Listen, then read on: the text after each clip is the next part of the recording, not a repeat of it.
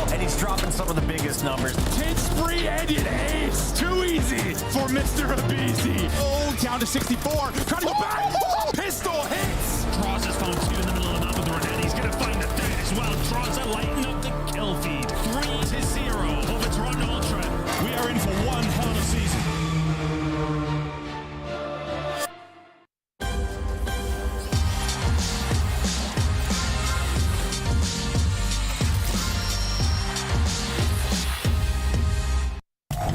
Find a couple of kills, but 12 seconds to go. You've got to be perfect here from Optic Texas. They need to get across pretty much unscathed.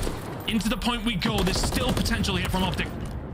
I think I might hear a cruise missile in the sky. I think Awakening might have gone on this spree right now, but no control and no dice. 3 players on the point. They have the extra kill. It's a 3v3. Gotta go. You gotta go if you're Rocket. You're locking it down. If you're Optic Texas, making 1 kill from Shotzi. Linz, can he find the clean up here? It's Dashy to find 1 more. Can they lock it in time? It's a 3 versus 12 in the end from Optic.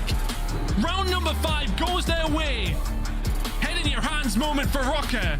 Series on our hands now. Optic Texas. Send us to a map 4. No team has been more clutch than Optic Texas. Another round 11 against Boston yesterday, and that, of course, was the reverse sweep, the beginning of it against Minnesota. Welcome back, everybody. Allie Cat alongside Nameless. Allie, let's start with you. What did you see from Optic yesterday, and are they a top-tier team? They're just continuing to clutch. Like, I've never seen a team as consistent when it comes to the ice in their veins as Optic Texas have this split. Nameless, we've got teams like Minnesota who keep going to Game 5s but can't get a dub. Do they today? Yeah, I mean, potentially, right? They're playing the Seattle Surge. You said no team has been more clutch than Optic. No team has been more unclutch than the Minnesota Rocker. I mean, you're talking about a team that has went Game 5 4 times. They've lost all 4 of them. Yikes. 6-24 in round count. I'm going to repeat that, 6-24. They're getting pummeled in these Game 5s. And throughout this stage, like, you feel like they've played some of their best Call of Duty as well up until we get there. It's just been such a problem. They have no ice. They need to, like, have a better ritual headed into those Game 5s when you get the map 4 break. But I will say, you know, talking about some of the things they're doing in Search, they're 10th in opening duel, so they do need to clean up those first bloods. After they plant, they're actually last in the league in winning the round after the bomb goes down. That can't be happening. So they need to rethink their S&D approach entirely, their map pool from top to bottom, and they have 2 easy matches to close out this stage where they can get some big dubs. Let's take a look at that strength of schedule. How has it been for Minnesota, Allie? I mean, respectfully, it has been tough. They've had to play a lot of our top teams, but even though they should have won versus LA Thieves yesterday, considering where they were at the beginning of the season. So for Minnesota Rocker, the expectation right now is to get both of these dubs versus the Seattle Surge and Miami Heretics, because they should be below them in terms of teams placing right now. Despite an 0-4 start, they somehow still got top 4 in our first major. Now an 0-5 start for Minnesota could spell trouble heading into Miami. And this team that they're going up against, well, they're desperate for some dubs of their own, looking to lock in a top 8 spot, which would secure winner's bracket. Surge coming off their best match so far of stage 2. Yeah, you know, they absolutely smoked LAG. LAG had preferable maps too in that series, but the problem is Seattle likes those maps as well. Abuza had a great performance along with Hook. It just seemed like these guys actually showed signs of life finally. Like, I think after that match, what I said was, like, sometimes you just need to see the ball go through the hoop and you can keep it going. That's what we saw, man. Abuza took over. This was one of those series for me that whatever team won that map 1 was probably going to win the series, because both these teams have been in such a terrible spot in the past 2 qualifiers, and Seattle Surge was the one that was able to edge them out 250 to 244 off of Hook and Abuza making godlike plays near the end of the map. I think for Seattle Surge right now, for me, it's 4 very talented players doing very different things on the map. I don't think they're a cohesive team right now, and I don't know if they will be moving forward, but they've decided to stick thus far, and so maybe some opportunity in their match today. Brezzy led the entire lobby in that Game 3 to complete the 3-0 against LAG, but it's the ARs we're putting our eyes on today. Who has more pressure on their shoulders? Is it Arcides or Abuza, Nameless? I feel like Arcides, because of the public eye, it's been all over him for like a couple of years now. He keeps finding himself in this tough situation, but he's risen to the occasion in some of these maps, like the Terminal Surge, taking over 1v2s, dropping double digits, and then in that last series, he played fine. So I'm rooting for these guys to turn it around. I like that call. If you're looking for a dark horse to go far in Miami, it could be the Boston Breach. They don't have the W's they've been looking for, but they have taken teams the distance. Yesterday, a Game 5 against Optic going all the way to a round 11, and I have to say, since they've brought in Asim, this is a totally new breed Breach squad, one that can contend with their top tier. Absolutely. Boston Breach will continue to be an underdog for me until they start consistently beating these top teams that they keep pushing in these series. I think there was a lot of opportunity yesterday that Optic Texas made a lot of mistakes that Boston Breach could have capitalized on, but I think it still spells some good stuff for them. Going into map 5 right now against a team that's looking to be a favorite in the Major 2 is much better than where they started themselves in the first qualifier. Nameless, let's take a look here at the strength of schedule. What's it been like for Boston so far? Yeah, I mean, they've had a pretty good schedule so far, right? Like, they've had some competitive games, starting off beating Carolina, who's an impressive team in their own right.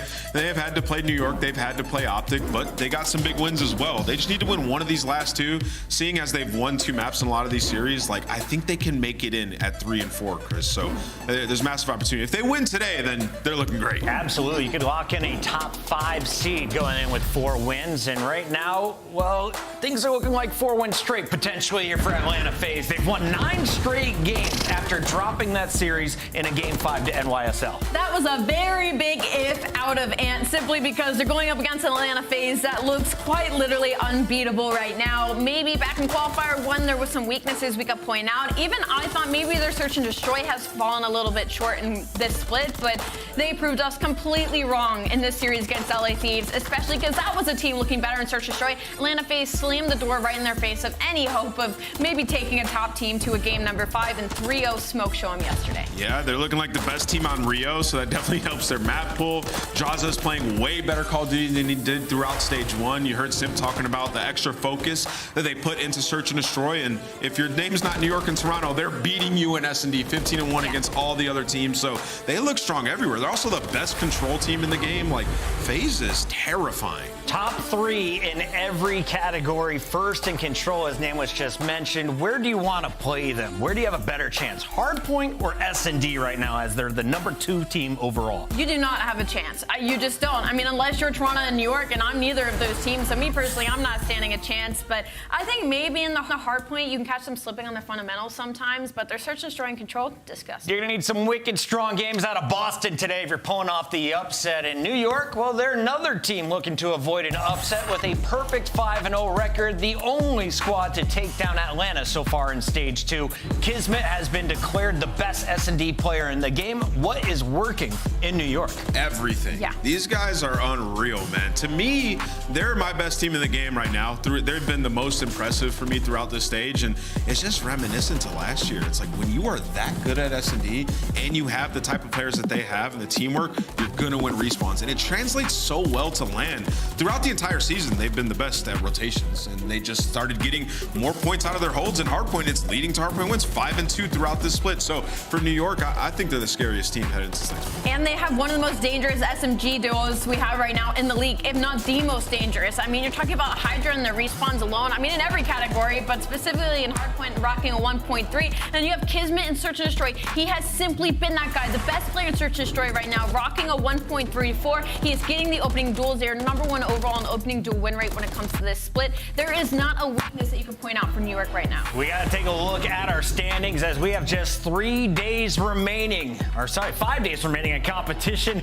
Tonight, we are going to see some of the big dogs, but if you're looking in the middle of the pack, who do you think has the best chance of maybe making it into the top 8 or falling out, Allie? I think Boston Breach definitely tries to hold their spot here in the top 8. I don't think there's really a conversation for any of the bottom 4 teams to force their way in. Miami, you need 2 more wins to stay in contention because you want to be in the winner's bracket come your home major. We are headed down south for Major 2. It is just 2 weeks away. And if you haven't already, get your tickets to join in on all of the fun. It's the Miami Heretics hosted Major 2 presented by Gamergy. Look at that city, Nameless. We're going to go party there. It looks beautiful. I can't wait to get out there and golf. That's going to be a good time. Get some golf in. They're so old. Watch some Call of Duty, get some vibes, and scan that QR code presented by Gamergy. Get some tickets, because obviously everybody wants to come hang out with us. Do they salsa dance in Miami?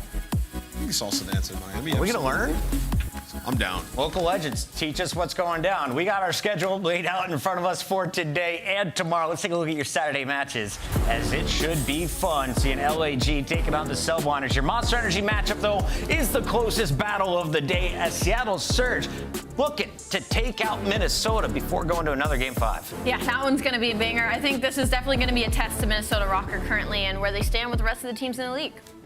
Before we get to the games today, we want to give a shout out to some other competitors in the Call of Duty universe. Allie, you have put together quite the organization. The tournaments have been awesome, and I recently tuned in for some of these highlights. Tell me about Frostbite and Friends. Well, WXC is back. We're starting in our third season. If you don't know what the WXC is, it is Women in Call of Duty. We have expanded to 12 teams, and there's some familiar faces that you might have seen around in the Challengers team, specifically one that we yanked right out of retirement in Kelsey Rooney. She was actually recently our player of the week because she has not missed a step since qualifying for the elite. As you'll see her stats in just a minute, a 1.9, a 1.9. Yeah, no, she's great. Phoenix is actually our back-to-back winners for the past 2 seasons, looking to do a three-peat with the same roster. And if you want to catch it, make sure you tune in at twitch.tv/WX Call of Duty. We will be live at 6 p.m. EST Tuesdays and Wednesdays with a bunch of matches. Tuesdays and Wednesdays. Love to hear it. Is Kels the LeBron or maybe the MJ of the WXC right now? She's LeBron. LeBron. Sure. All right. We're going to get to more analogies a little bit later in the show. We got plenty of games coming up. When we return, you got your first battle, Gorillas taking on the Subliners, looking to improve to 6-0.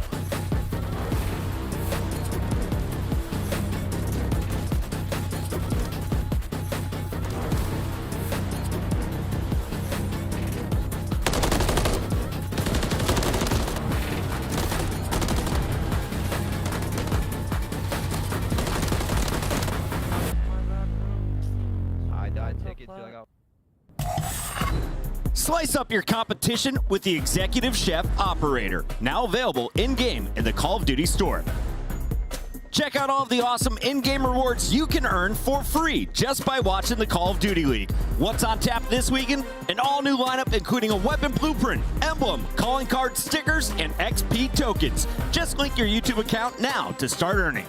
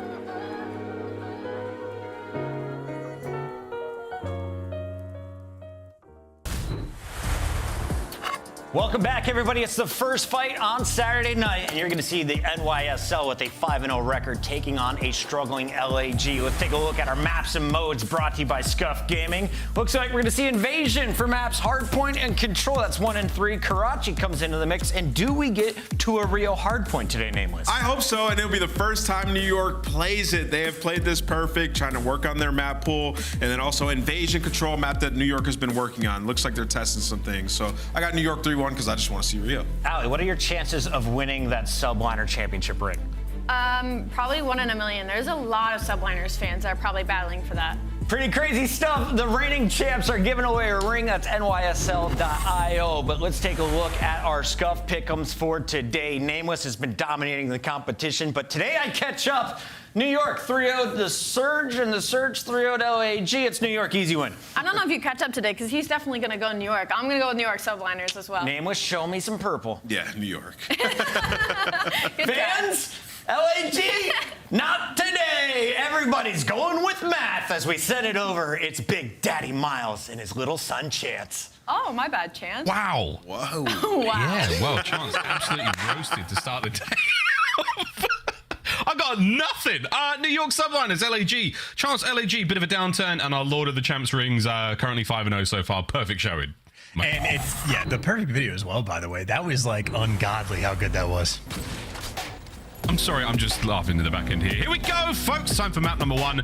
Welcome to a wonderful day of Call of Duty here on a lovely Saturday, getting ever closer to that Miami Major. Can't wait to get down there and have a good time, and hopefully not get too burnt out on those beaches. Speaking of getting burnt, though, one of these teams is going to get absolutely roasted, most likely by Twitter and or Reddit, after their performances here. Quick look at our hardpoint stats coming into this one. This is just in the qualifiers so far towards Major 2. And as you can see, the New York Subliners, pretty sweet. Absolutely fantastic. I would say for the flip side, if you're already just going to be the worst team in the game at like holding hills, why bother rotating? You could be worse in the game at the rotations as well. But certainly an uphill battle, especially so with the way the New York Subliners just started this. Save with a nice little frag kill, gets an extra headshot to roll through. And I mean, already it is the perfect setup out of the Subliners, outside of the fact that they're not collecting any of the time. Not a lot of time. 8 seconds now to 9 and climbing. LAG trying to find their way in there as DiamondCon to try to keep the point as safe as possible. For now, LAG, they've been counted out by many of the pundits and much of the community so far. We'll see how much fight they have in them here. Can they turn around what has been a very tough run towards the Major? P2's up and about, and that is Assault all over spawns. Clearing start as well. Nice little 2-piece on the tank. Bad news is you can't actually get control of this time just yet, and you are really going to have to play keep away. If you're wondering if they had a trophy, they do not. Assault just got met with 1 frag and I think a stun from every single Subliner, so nades and tacks on point. Kismet going on the full flank doesn't work out. You try to pierce through dark. LAG, they have that covered as well. All bases covered, and honestly now for Gorillas, this is pretty good. You get New York sort of pinned back in Palace. They can't quite get the clearance though, and you get caught sprinting, and it really does make the job that much more difficult. So as good as the initial kills were, you're still not getting into the time. That's unfortunate play here from DiamondCon. He's lined up for several. 4-2! Sib was the last man lying in wait. I thought he was going to get pinched there. Either way, the second hard point here in our first set has not been that productive for either side. New York Subliners still with a slight lead. Chance, dare I say it, are we seeing shades of yesterday's match between Atlanta and the Los Angeles Thieves? We may be seeing some game clock action here. Well, yeah, considering we've had, what, maybe 50 seconds secured on the first 2 hills, that is a good chunk of the game clock already shaved off. Indeed.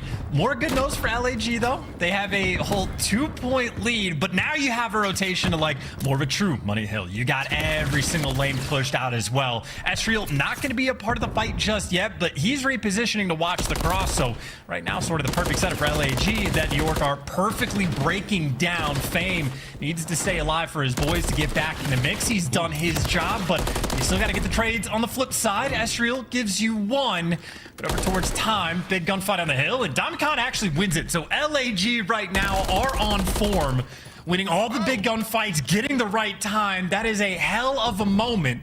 And for DiamondCon, I know one of the better shooters on the team, 11-4 start as well. That is the man you want to see with the hot hand. He has certainly been shooting since MW3 hit the shelves. And now he's on a shelf, soaking up that hard point time. Perfect line, cut right down the middle of the map there by LAG. Problem is, they have to cross it. That threshold now and towards the open hard point. Coming up next, smack bang in the middle of the map. Can they fight their way forward? No one is really garnering too much time from this hard point so far. We'll see if this is the one to get it done. And YSL in control. And we already know P4 is sort of like that Oprah Winfrey spawn system of you get a palace spawn and you get a palace spawn. As you say it, you have 4 people stacked up in palace. You got the Subliners trying to keep it contained, but the initial gunfights do go to LAG. Maybe a slight advantage to actually go get on time, but again, you just see how much Hydra wants the kills before you make a move. This is, I mean, a completely uncontested hill. This has been wonderful TDM that we've been playing for the past 30 seconds. Solid TDM performances from both squads so far. 25 seconds to go here. Can the Subliners double their score? That's what they're trying to do right now. Skies, keep your head down, son. It's suppressive fire from the LAG boys. Estriel finds his way forward. Skies in and out. Manages to get that time. They might be able to get all of it here. Good job. Hydra, the last man in the point now, dips out. And once again, not a terribly lucrative hard point here in the middle of Invasion. That's a big moment, though, for Hydra as well. Yeah, that's going to flip the spawns. I was going to say LAG on this hill, they might not have gotten any time, but they only gave away 10 seconds, and they had the right side spawns. Keyword was had, though. Hydra picks them apart, gives his team the advantage. And again, you have New York Subliners coming into this hill down about 50 points. This is the best setup they've had all game to try to get back in the swing of things. Yeah, right down the middle of the street, you've got to fly. Hydra. Ian Kismet pick off a few on the approach. Diamondcon do what he can just to get his boys a foothold here in the street.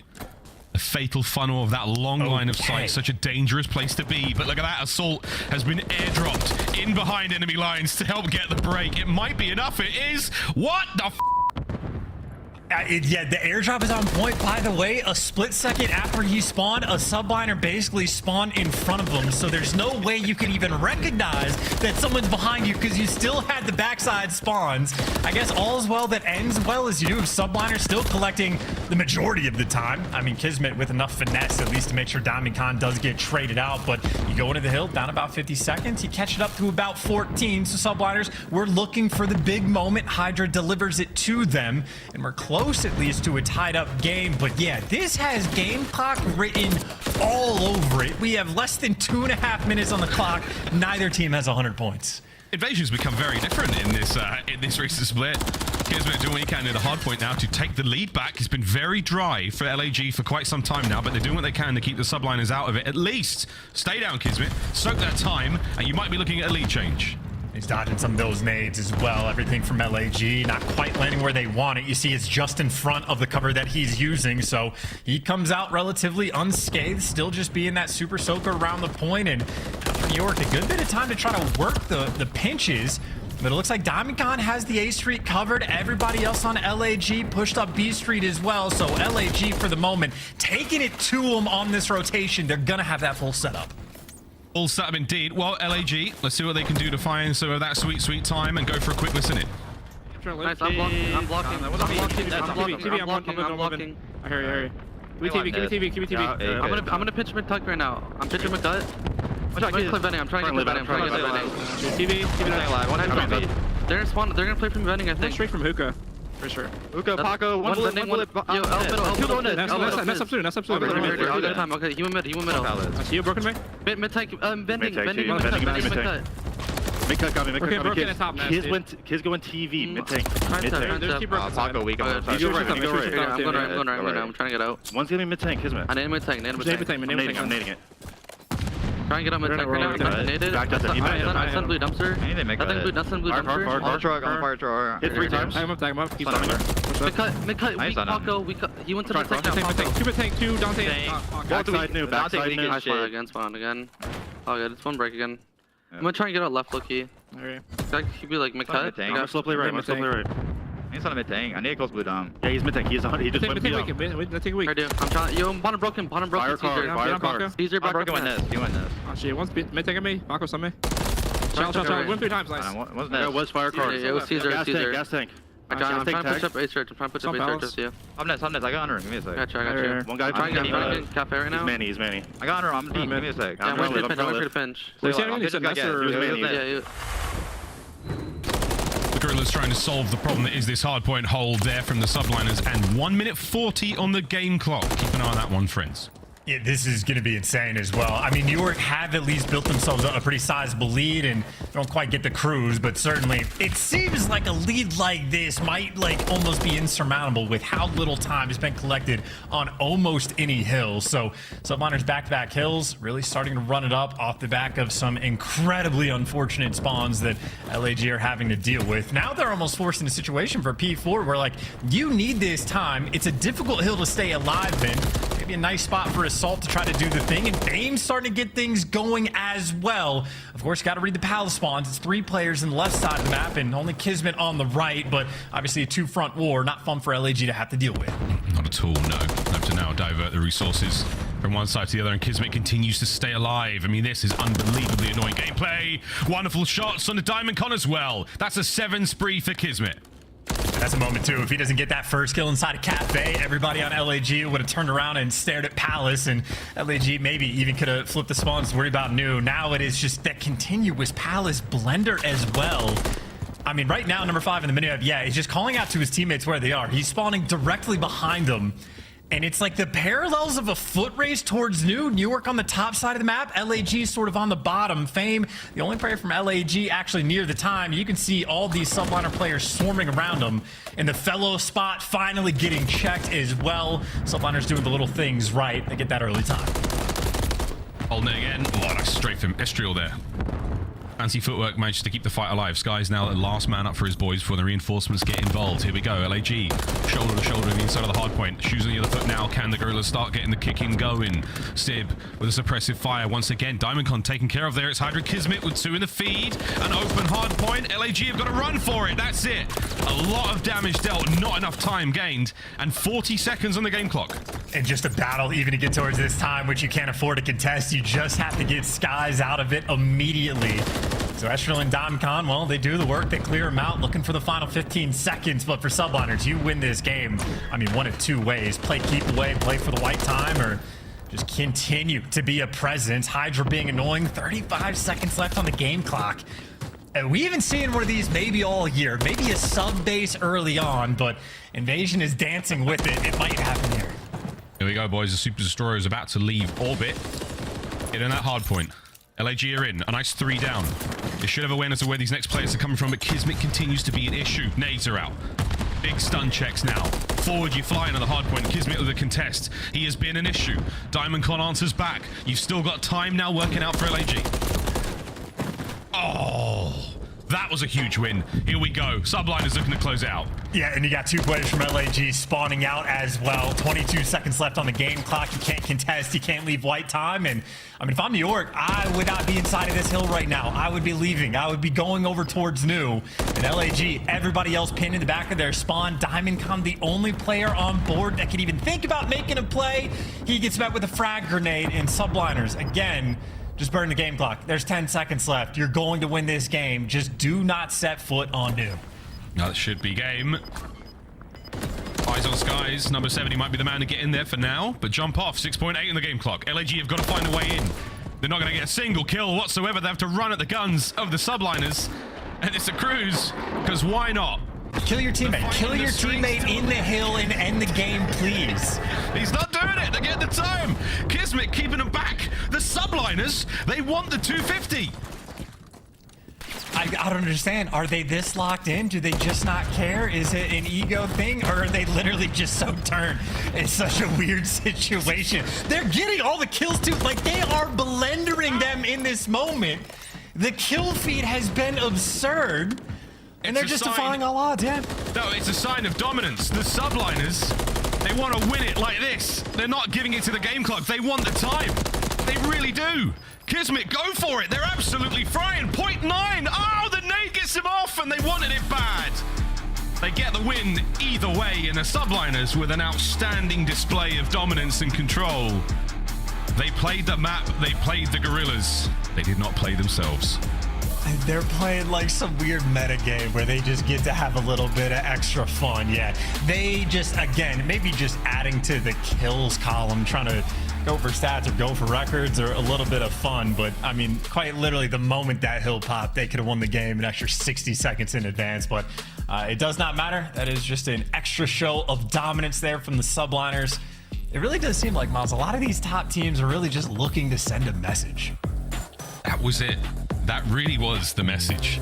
That was, we have the game clock on our side. We have complete and utter control. Skies and Fame both having a bit of a difficult game there either way. It didn't seem to make a difference for the Subliners, though. Once again, the pre-match, conversation, Name was talking about how strong the Subliners have looked this split so far. Without a shadow of a doubt, exceptionally strong squad, and that's the sort of map that shows it. Yeah, maybe Sib and Hydra just having a little in-game competition of who can get the most kills, both having 31 towards the end. And I know you mentioned Skies had a rough one, but credit to Skies. He actually had one of the best spawns in the game. In the listening, we heard LAG on the P2 hill calling out, I'm blocking spawns, I'm blocking spawns. The player on LAG did everything right. Skies spawns there anyway, goes for the flank, breaks the hill. And that was sort of the moment where New York Subliners break down the P2, set themselves up with a rotation to P3, and that is where the score line of the game really started to explode. So playing on Invasion is risky business. You are playing the most dangerous game. I'd almost rather be on that island versus a hunter. But there we go. Highlights so far. Spicy stuff out of the New York Subliners. They start this series off with a brilliant bang. And I do believe, yeah, they wanted that 250, man. They were keen for it. I don't think there was ever a moment in doubt. They did want it as well. Yeah, look at these boys. Very confident. Jesus. I'd say any of the comms that these guys have had for the past few weeks, it's always either Caesar Skies Plano doing some, I don't know, mischievous stuff in the communication battle, or they're competing against themselves, or they're just there to have fun. They are playing a game after all, but that is just map number 1 that we have underway. Look at Invasion Hardpoint. I know Manuel's already touched on it for the Invasion Control. Subliners have only played it twice. They're looking to get an extra rep in and maybe deepen the map pool just a touch. But Karachi, S&D is where we're going to be going next. But I'm definitely with Amos on this. I want to see that Rio. I do. I was going to say, I also like to see that Rio. Well, let's see our Monster pregame. We're talking about New York Subliners first and foremost. I mean, look, if it was anything about hey, come out and absolutely dominating the hard points, that's exactly what they've done so far. But Elite S&D Fundamentals, chances where we're going. Is Kismet the best S&D player in the league right now? We'll find out today. He is in the conversation, without question. The New York Subliners stats for S&D, out of control. Pick one out of a hat. It's going to be top 2 in the game just about. But on the First Blood battle, Kismet has been the absolute First Blood Reaper this year. He's been consistent basically from start to finish. So he's going to be that lethal threat on the map, I'd say, really just from the jump. But these are the guys that dropped the ball over in the first qualifying stages of Major 1. They got top 12. They got beaten out, and it looked horrible for them. They've responded as so far maybe the most dominant team. They have the best overall map record win percentage. They're doing things like what we just saw on map 1 Invasion, where they are quite literally just toying with the opposition. So they had the instantaneous bounce back, and clearly just looking at the player cams, this is not a team that was exactly feeling the pressure. They know what they're capable of, and they are ready to be back fighting for championships rather. I mean, they're giving away Lord of the Rings, they're having fun. Yeah, I mean, you brought up a bit of a race between, Hydra and Sib. I mean, that's Legolas and Gimli counting their kills at the Battle of Helm's Deep. If you haven't seen it, you should definitely go watch it after today's games. LAG, though, let's find out how strong their resolve is after taking a match like that and sort of getting the writing was on the wall towards the end there. The Subliners certainly playing with their food. Can they turn this around here in the Search and Destroy? A tall task for our purple-clad warriors. Let's find out how it goes here on Karachi. And, if we talked about how good the S&D stats were for the New York Subliners, a little bit rougher on the side of LAG. You're not getting the plant down, which we already know basically the entire goal on Karachi. Get the bomb down on B at any point in time, or if you can get it out on A, maybe pick a different spot to work with. But bomb plants are the name of the game. The objective's always on point, and I know from LAG, when they have the most success on this map, it's when Fame has been going crazy. I know we struggled in map 1, so maybe look for the bounce back there. Of course, though, Hydra, no fear in his heart, ran straight up the middle of the map, and he's got the entire A cross for his teammates. And he's in position just to go hunt down some kills. There's freebie number 1. The second one doesn't quite fall into his lap, but just about. A couple trades rolling through. They know the pressure over by B. I'd have filled my britches if you picked up that kill. Skies with a wonderful line of sight down that street, but too many guns up right now for the LAG players to keep him out of trouble. Oh, he finds 2. I take it all back. Estriel now in a 1v3, and he has gone into this position unnoticed. So he has a moment to strike, but he has to hit incredibly decisively. Freebie number one. Question is, can he read Sib that's down low? Well, he shoots you, so you got that intel, and no one always plays by the bridge. That's the good news. Bad news, 20 seconds on the clock. You just have to fry these players. The shots were clean from Esriel.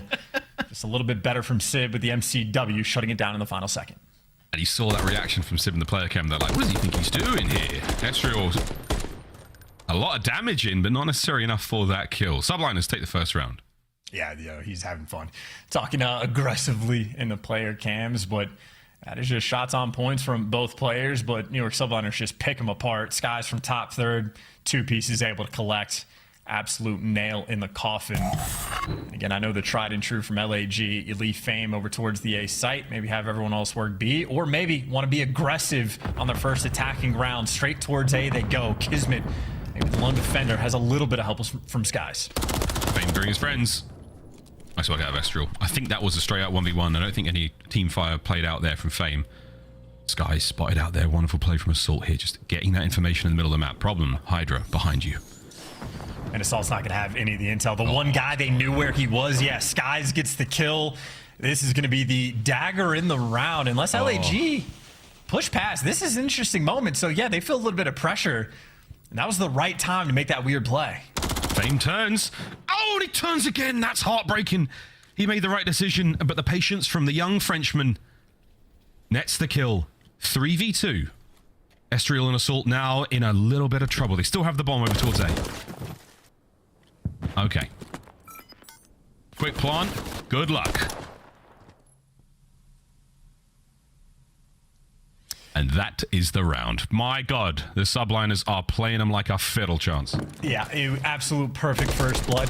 They get the coordination, or even while they're being stunned by Kismet, you just win that first gunfight. You got a player that, in theory, is watching the flank. The only way the flank isn't watched is if Hydra runs through Coop and goes all the way around, which is exactly what he did. So Assault never gets that intel, and even for the fact that Skies is the one player they spotted out top AC, still wins the gunfight. Yeah, LAG struggling in the moment. Esriel, 3-2. No one else on his team has a kill. Find out if that can be the round to get a couple more on the board here for the LAG boys. And the answer for Fame is no. Can Kismet get another one out of this? Assault does get into the fray. 3v3 for now. Slowly but surely trying to get that bomb through the middle of the map. And this is like the perfect position. I don't know how often NerdSpot ever gets like checked, but certainly I never do when I'm playing. So LAG gonna be a tough spot. Adam Assault gets spotted top red as well, but he did see him. So there you go. Does he check it? He does indeed. Doesn't make the gunfight any easier though. And you can see those Subliners players are hunting Assault down, and they're gonna get him. Kismet does get traded for the 2v2. It is mixiness in the middle of the map. Yeah, only one way out of that one. No fire escape. Last man alive, Skies, for the team. 1v1. Whoa! Bueno. Wonderful shots, but Diamond Con nets it. And the look across the Subliners once again. They know they were one bullet away from a disgusting 1v2 there from Skies. My goodness. That's also like, Subliners get to have fun in these rounds. They're 5-0 right now in the split. They're not feeling too much stress and pressure. Meanwhile, LAG basically fighting for their lives right now in these rounds, and again, they are having to work for it. So solid round to get. I mean, Assault does a great job just to notice Kismet up top. I think Diamond Con gets that trade with the sticky grenade. So things pan out for them to get on the board, and Esriel was looking for some help from his teammates. He got exactly that. DC had 3 in the round. Kismet first blood. The Reaper. As we touched upon in our Monster pregame, he's 6-2 for Skies so far. Fame yet to get onto the board, and so far yet to really get into this series. He's running out of time. So's the round. Less than a minute to play. Kismet still being a presence as well. Yeah, Kismet gets active. He knows the player's looking one direction. Tells Hydra, hey, come shoot him in the back. Perfect teamwork there. Perfect decision making. And now Hydra in an even better position. He's got the B site on lock. Kismet continues. I mean, he's just like the funnel system. He's the one coordinating to his teammates where everybody's going to be. Esriel with a nice gunfight win. This will be a 1 versus 3 that is not going to last. Subliners running it down with the aggression that they are showing in these rounds. I mean, Kismet flies into top red at the very start. No fear in his heart, gets the first blood, and everything after that just feels incredibly easy for New York.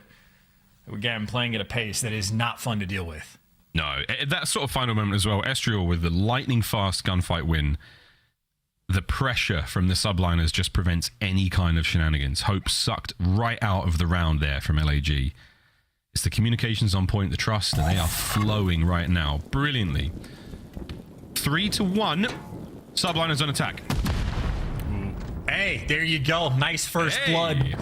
LAG, this is your opportunity. Get a cheeky one in. And Even Skies is just laughing again. One team is laughing when they're having these like cataclysmic mistakes in rounds, and that is not going to pay well potentially for the other squad. LAG have to execute. They've done a great job getting that positioning. They've pushed up through Coop. You got the intel on the guy's top red. Out of Assault, though, does just trade himself out. And, well, there you go. Another team kill. They're not laughing about this one. Shenanigans. Oh, dear. Oh, sugar. That was a big one from Sib. 1v1 now. Estriel. Can he right the wrongs of a couple of rounds here from LAG? As Sib turns fame into dust. The two team killers. Oh, yeah. Good luck with that That's one. it. Or maybe not. Estriel. Possibly on the immediate recharge. A smoke goes out. 25 on the clock. As round and round we go. Estriel, the hunter, has become the hunted. Now Sib's on his heels. The time ticking away. There it is. Sib, what a round. He's feeling good after that. That was the two team killers. Opportunity for redemption. Sib, your sins are absolved. And I think shout out to Spectator as well. I don't know if Sib ever saw him, but one of his three teammates, when they're running around, caught a piece of Estriel, letting him hunt him down. So again, one team can team kill and laugh about it. The other team has a moment like that. Devastating. LAG were given a gift. They squandered. Now they're down 4-1 in round count. A very tough spot to be in. Incredibly difficult spot to be in. Not over yet, though. LAG, such tremendous promise at the start of the MW3 season. That flame of ambition is starting to simmer out. Hyder with the first blood. Exchange of a gunfire. Kismet finds his window, finds his first. Straight now onto the second kill. Ruthless aggression from the Bulldog. He is simply unstoppable right now. DiamondCon takes care of at least one. He's now on for the ace if he can stay alive. But look at those yellow arrows. They are hunting. They are prowling. There's DiamondCon fighting for his life, and it's a bad turn. And the Subliners with another disgusting round. It is just, well, one, too easy for the Subliners, and then just so difficult for LAG as well, because Subliners are just flying at you to the point where you don't have time to reload. You don't have time to pick up new weapons. They're just pouncing in these late rounds, but you saw the play. Hydra gets the first blood. Kismet, the kills just get funneled into him. Again, every round it seems like Subliners are playing with a different system. A different player is being aggressive on the map as well. So it is a team with a very deep bag of tricks in search and destroy. They are showing off some of the different goods they have as now they're working the A side again. Better nades this time. You didn't team kill, and even better news, that site is wide open.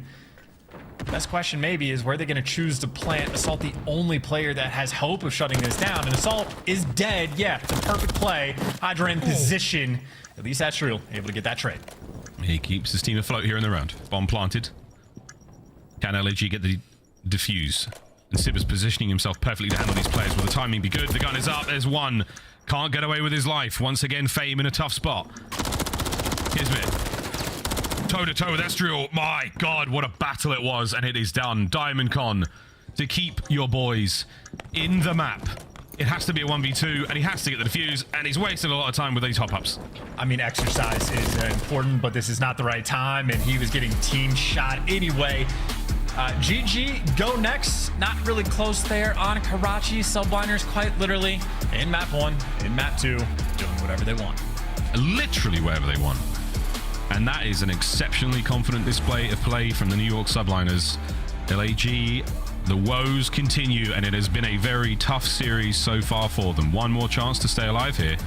That game of control coming up in a moment is going to be a big one. For the Subliners, it is simply cruise control, autopilot, asleep at the wheel. But they're getting home one way or another. And dare I say it, there's another Bond in the run, Chance. I was trying to think of his name is Fame Bond, something like that. Yeah, 0-7, not ideal, not a lot of hope. I mean, Assault 1-7 as well. Even when the strategies seem to be pretty on point from LAG, where they're getting the information in the rounds, it just didn't matter. New York Subliners were either having like the perfect counter, or they're just slamming you in the gunfights. But there's the map and modes, a game clock ending to the Invasion hardpoint. 6-1 domination Karachi, and then Invasion Control is just Subliners flexing the map pool. They've only played it twice so far. This is going to be the first look on Invasion we've had from them. Well, I think they played it recently against Miami, and then like previous to that, it was months ago, but that'd be a fun look. Well, let's find out how it goes. Invasion Control, map number 3 after this very quick commercial break. LAG, dire straits for them.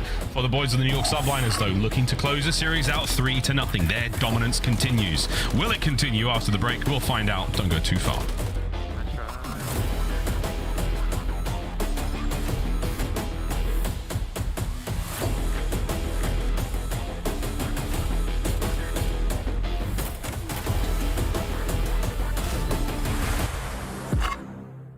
Upgrade your game with the Scuff, the official controller of the Call of Duty League. The Call of Duty League is brought to you by Monster Energy, the official energy drink of the CDL. Ballin' can't beat me up 'cause I'm back in my zone now. 'Cause I'm back in my zone now.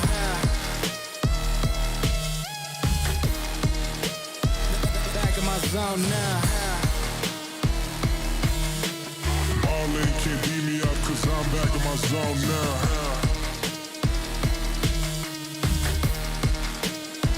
Back in my zone now. I mean, I just want to show everyone why we're the best team in the world, and I think we've been putting up a lot of hard work. Stun will hit. Just Abisi does a good job not giving him the one-on-one, then gets his head ripped, hits some great shots. Awakening tagged down weak, but it's Awakening that's able to win it. That is a clutch and a half in round 1. Purge, he found the right moment to snap, and trades are gonna be there. Purge gets the double kill as well. Edge gonna hold it down from the top right side. He was the one that really broke through over towards P1, and he might be the reason that Vegas Legion win this game. With kills early, Wallbang's coming through, 38 HP for Abisi. He's dodging. Sometimes you just gotta try different strats. As Abisi, yeah, he's up to 8 quickly. There's it might another just one. be a little bit too late. Another 10 spree and an ace. Too easy for Mr. Abisi. That is disgusting and also can't happen. Shotzi, when he's in his bag, bro, it is so fun to watch. Like, there is a rhythm and a rhyme to his gameplay, and it's a blast. Well, he's going to call it a cruise right away. Flies on down, hits the speed boost. He may be the most entertaining player in the CDL, and he's dropping some of the biggest numbers. So Ultra players, it looks like they're going to 4-man group up together and work. Draws has found 2 in the middle of the map with the Renette. He's gonna find the 3rd as well. Draws are lighting up the kill feed. And letting the FaZe, sending us to around 11. Honestly, it's just us in Toronto, but as you've seen, we just 3-0'd them, so I think they're and we're on top. Player cams, we got listen-ins. Player cams is such a dub, bro. Yeah, I mean, look at this, man. Absolutely incredible stuff out of the WXC here tonight. And here we... Feeling is done. Had me shivering there for a second, but we got it. We got that locked down. Speaking of locking things down, Tsunami blew all through the kill feed. Melk's able to find one on the end of the work. I said to watch her. And that is exactly why. Nice pistol kill. Maybe the next one to come through too, but it is all white air. Let's see how the tide is sounding, though. Big waves coming through. Let's go. One on the dumpster. And big waves out of Tsunami there. Both these teams have a win under their belt. So SND, maybe they're feeling confident enough to maybe go for the reach out. Good shots off. Oh! Her goes in for the kill. Oh, gets turned. What they're able to do is 4-3. I mean, one of them says user on there. I could be true.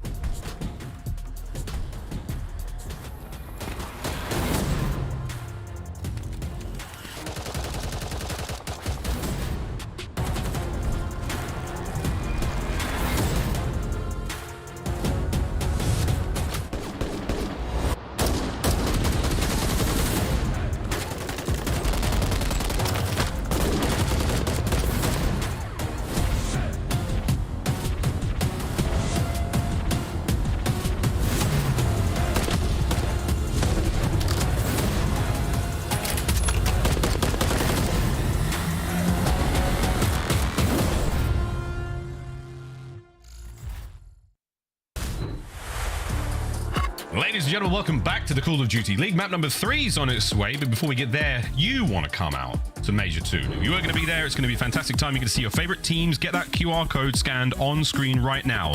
The Miami Heretics Major 2 presented by Gamergy is going to be a very, very good time. We can assure it. Wicked time. Last time we were in Miami, Chance, way back in the CWL days. It was a good time there.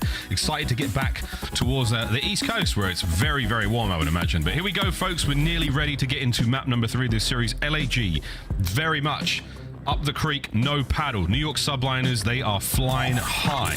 Let's see if they can close the series out here in Invasion Control. I mean, you also have the New York Subliners, maybe the most fun day they've had in the office in quite some time. They are loving life. This is the most I think I've ever seen Sib smile.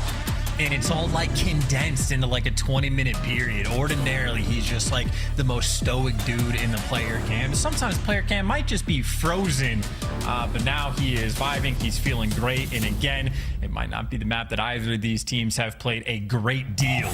But just for the fact that you with the New York Subliners on the attacking round, second overall, yep, right towards A they go. If your nades and stuns are on point, you can absolutely make the play.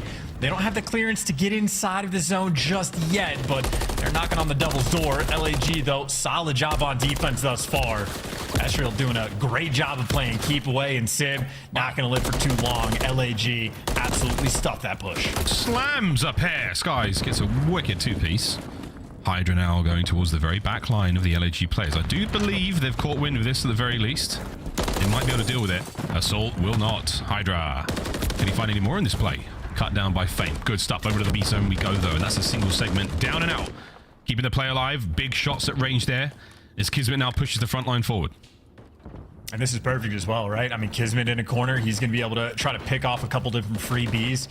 One should be at least guaranteed for him. Fame just going to fall into line on command, and now as long as he can dance and get away, might just be on point. He is just dragging so much attention. They are just spending so much time looking for him in blue. Ezreal rather doesn't have the hands, nor do they have the B zone. Wait a minute. A zone might have been stuffed, but look at him now. 2 players over on A. This is perfect. This is nightmarish. LAG are trying to contend with Kismet. And right now, oh, Fame, thank God you got that kill. I was about to say some rancid stuff. There we go. Well, the zone's long gone. A is all that remains right now. The New York Subliners looking to close it out. Flying forward now as LAG throw their bodies into that line of fire, trying to keep them at bay. A minute 45 to go here and plenty lives either side. You saw Fame there slightly off with his timing as well. Just not one, but 2 players had already made it on the outer tank working the street. The Subliner certainly pushing the pace. Meanwhile, Ezreal's fighting for his life. 2 different players, top American, where he's trying to keep that street nice and secure. Hydra is behind you. The comms right now from Fame, I can see, are intense. They know someone's in the back. Diamondcon turning to look for him. But Hydra right now, with the stuns coming through, they've missed everything, so he might find the opening to get to the zone, drag some attention. Any kill he gets is going to go such a long way. There's the first. His teammates get the next. You know Ezreal's out by the bridge, so it's nothing but spawners from here on out. And frankly, maybe nobody's going to be home. Hydra, continuously the guy making the play. He's holding the zone alone. Here comes Skies to reinforce, get that additional time. That should be it. The quick contest, all for naught. The Subliners, a decisive and dominant opening round here on Karachi, on the Invasion Sozzies. This is actually quite a fun series, I can't lie. As insane as it has been, it's a lot of fun. I almost just like feel bad though. Like you can see from LAG, they're calming. They know Hydra's behind you. Like knowledge is half the battle. And on the knowledge front, LAG on point. They're getting good information, even in like the S&D rounds. They know Hydra's behind you. But knowledge is one thing. Execution is the difference. And even Kismet, when he was in blue, is just dancing around them. Hydra just finds that one clean break, and that is like, there's just no wasted opportunities. New York Subliners on point. Even their nades look good. No, it's half the battle. Shout out G.I. Joe. Assault. Able to put Hydra down at the very least. Is this an opportunity to now get forward for LAG? Diamondcon gets his. Good work out Skies. Again, the trade's on point. Or nearly the 5th in a row. Looking for those streaks. Not going to have it. Back and forth. The trades are wonderful. As the Subliners keep the defensive hold all together for now. Big win by Fame too, yeah. He's in. They're working the A street. Yeah, they got the presence covered. Unfortunately for Fame, he does not have a trophy, and that is an important piece of utility if you ever want to cap that A's up. Oh, look at Hydra. It's a victory lap right now. Diamondcon, no hope, surrounded. And the trap is slowly but surely tightening around the Gorillas. Hydra at one end of the puzzle. The other end is a 2-2 split perfectly. Is anyone going to be able to get across that street? So far, only one. Here comes the next fight. Sib. Tags are in, but Estriel and Assault, they find a pair. Kismet. Okay. LAG's out. Well, Subliners, though, still behind you. And again, the knowledge front, I saw like FaZe in the mini-map turning around. They're worried about the flank pressure. Problem is, Skies just took the deepest route ever. You're not going to read that. And now you're worried about getting shot in the back. And Skies is a player that rarely misses. Suffocating in these rounds. You are back to square one. Indeed. Back and forth we've gone, but it's Sib. That front line, you brought the fight to the home of the LAG players. There's no way out. That is another very, very strong round. Chance, we are speed running through this invasion. Yeah. I don't even know what to say. I mean, look, you had LAG trying to put the pressure on A, like Fame found the route to get over towards Time, but he doesn't have a trophy. And it's just the perfect nade rolling through to take him down. And the trap was there. The flank from Hydra was perfect.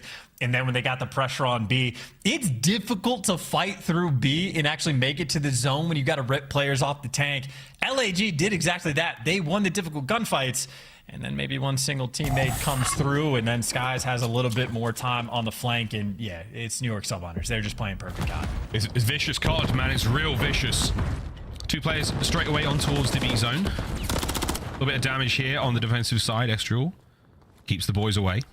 Oh, he's not going to check behind that sandbag. Skies finds a freebie and a second there. Diamondcon can't hit a bullet. Fame keeps it together up close and personal. Skies won't get the 3-piece. B, though, one segment down. Yeah, she's got the presence too. Hydra, even with the 2-piece, getting some extra damage done. It's just, you know, New York Subliners are able to play so comfortably. Like Skies laying down an AS&D, letting the kills fall into his lap, and LAG just uncomfortable with the timings. They do find a great one coming in through dark to get a player off the point, and Diamondcon does pick up 2. Diamondcon is going to pick up 3. The coordination there on point. Estriel makes a tiny bit of noise, and DC there to sort of close the door. Hydra's going to fall as well. So this is LAG looking for the stranglehold, and Diamondcon, who's close to a cruise missile, Skies rips his head off, and well, right back to the B zone he goes. I think he knows that player's behind him as well. He has full awareness that Estriel's on the flank. And there it is. Good teamwork cleaned up. Back over towards the B zone we now fly. Finish your plate, boys. Little bit of food left over there. Sib through the middle of the map. Nice work there on a Fame. Staying alive behind that Abrams. He's not going to take a whole lot. Assault does manage to flush him out of his position, though. Back over to Hydra. Once again, the kills now starting to flow a bit more for the Subliners. Chance to get a bit of a life lead.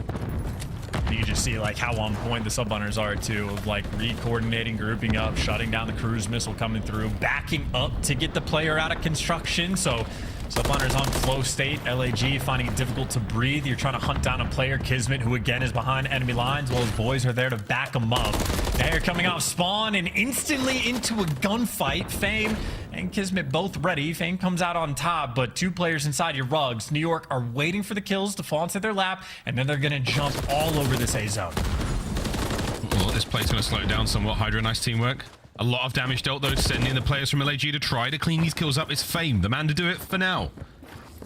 Gorillas have stayed alive this far. Hydra could be the nail in the coffin in the round, and maybe the series if he can find anything from back here. And the question is, do you even want to like deal with them? Last time he made the play, Assault not getting good timing on all these crosses, and it's 2 players right now trying to trap Hydra in. Player number 1 gonna fall. That's a 2 pump. He's playing a dangerous game, but Estriel kills him anyway, so the Hydra problem has been solved temporarily. You got a 4 life lead and only 30 seconds on the clock. LAG in a good spot in this round. Yeah, we might be going to VAR for that 2 pump. We'll find out about that one in a moment. Diamondcon keeping the boys alive. Fame. Oh, he's been absolutely eviscerated by Hydra. Now the aggression towards the point. Skies finds another kill. That's it. You're able to jump on it now. Last man, Hydra. That's the big one. Dive into the showers. Managed to stop the clock. 13.7. Subliners could get it done here, but there's so many purple players around him. Yeah, he's desperate for help. It's going to be the quick flank coming through, and he is so close with the gunny, but no cigar, no zone, and now it's last-ditch effort. You're going to have to fly over towards the point. Fame playing keep away. Does his job. Zone crawling with LAG players, but Skies takes down 2. Can't quite get it. Maybe 0.1 second away from the zone. The tick always late, and these players still just literally bouncing with joy. They are so happy. What's in the water over in New York? Apparently delicious. I know Maven loves that New York water. He never stopped talking about it. But the boys are loving life. It's the secret for pizza. Miles, people from all over the world import New York water to get that New York pizza taste. So yes, something is in the water, and it makes pizza delicious. It could be Monster Energy. We'll find out in this final round if New York Subliners can close the series out. Or was that the sign of life that we sorely needed from LAG? How close they came. Can they win an attacking round? That's a good start. We got 2 players over on B, getting a lot of progress there, and Diamondcon, unfortunate, just not a good place to be with a player on the fire tank, and now you had 2 players on B. They've fallen, and Assault by himself does not last. Kismet just eviscerates them, so as nice as the opening break looked, as much map control, map presence that you had, you are again back to square one. A couple nades coming through to buy you a little bit of clearance. Fame trying to buy that map control. Sid just shuts him down, 7-15. Sid, the stat line doesn't look great, but I think he's had his feet up this game. Oh, yeah, he's certainly has his feet up. And again, the kills he's getting are so important. They're so decisive. Players off the point like that. 50 seconds to go. This is the last few moments here for LAG here in the series. Got to see him get on that point. Smooth moves there on the pistol duel from Estriel and Kismet. He walks away with his life. His teammates now on the zone. He's flying out into the mouth of Sip, who has been eaten alive. Diamondcon keeps the pressure up now for LAG. Fame backing him up as well. They should be able to get on the point. It feels like a moment for LAG, though. They just cannot be comfortable. They're not like always picking up the right flanks. They're playing at a lightning speed, and they do a nice job. They end up getting this B zone, but it just looks like playing with an element of discomfort right now against the Subliners, who, I mean, they're playing for the post. B zone's going to get captured, but a bunch of players waiting in the wings to get the kills. Trades coming through. Sky's gonna get an extra one as well before he falls, and there he goes. Subliners clean house. He forced the palace spawn in the back. Diamondcon keeping a little presence over towards the courtyard, but again, it does not last long. About a minute on the game clock, and you are just getting picked apart anywhere you go. Yeah, this has been a very strong resurgence from the Subliners. They were even on life count as soon as the zone was captured. Now, a bit of a differential. Pressure still on there. Kismet not letting these players get out through that street whatsoever. Somehow gets out with his life. LAG hunting him down into the shots though of Skies. It's been a slightly costly approach now from the spawners. Looking to cut the reinforcements off before they can even get into the zone, and it looks to be a one-sided fight so far. LAG not able to get any damage going. Skies is easily picking off Assault, not a problem whatsoever. 30 seconds to go and only 7 lives for LAG. We talk about the pace too. How many times have we seen Subliners get over towards blue behind enemy lines causing a ruckus? Well, Subliners don't let anything like that happen to them. Now it is all guns forward, and you are running potentially into a blender.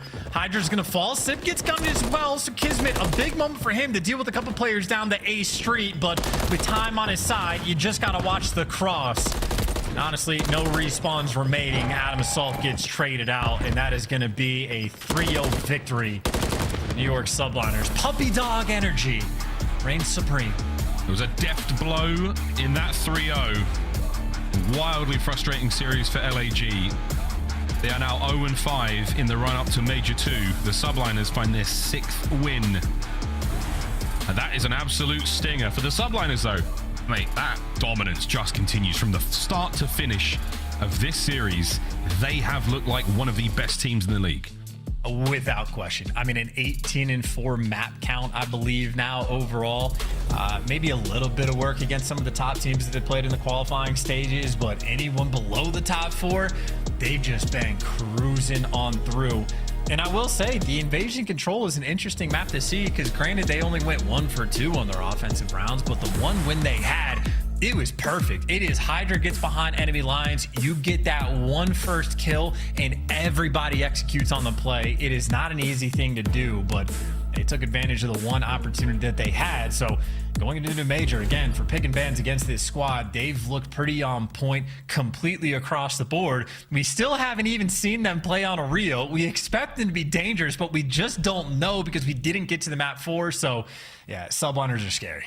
Scary, scary team indeed. Wow, that's it for you and I, Chance, until the final series of the day. Desk, what do we make of that absolute smacking? 49 minutes. I just looked down, and that's how long the show has been live. And already we are done with this series. Alley Cat, let's celebrate by making our hair look like Miles.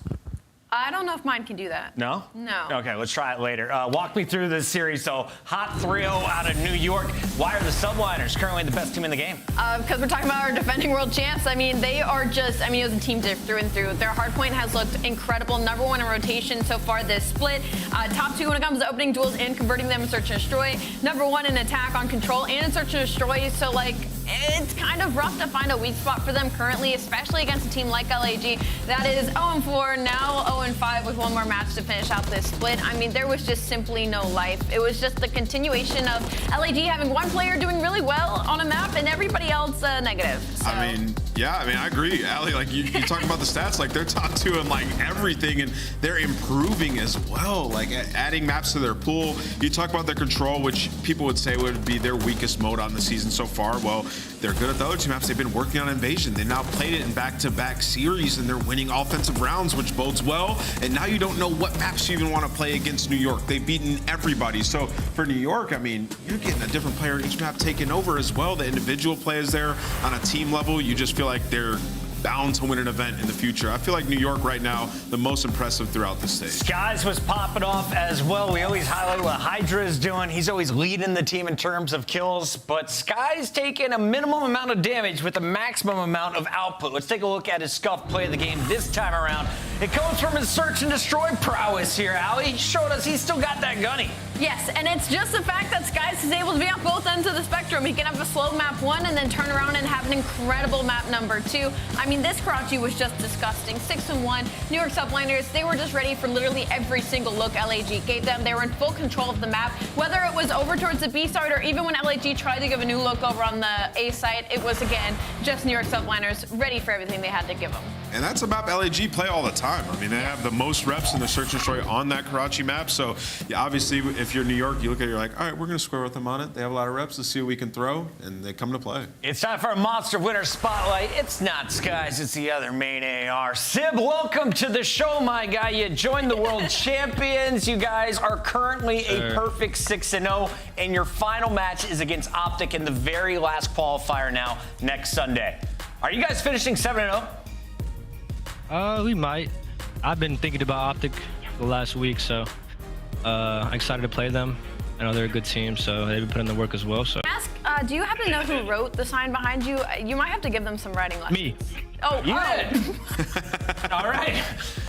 Writing lessons. Got it. We might have to. I think this is great. I can read it. It says by the NYSL skin, right? That's what it says. You got bubble letters, and then you got non-bubble letters, and you got bubble. It looks beautiful. I think it's gotta switch it up a little bit, Yeah, it looks lovely. Keep it fresh. Absolutely. Sib, you've been playing really well, man, especially in Hardpoint these last couple series. What changed for you throughout this stage? It feels like you're evolving within this team. I wouldn't say anything really changed in particular, but I do think our game plans and our tiny little situations and our adjustments on the map have gotten a lot better.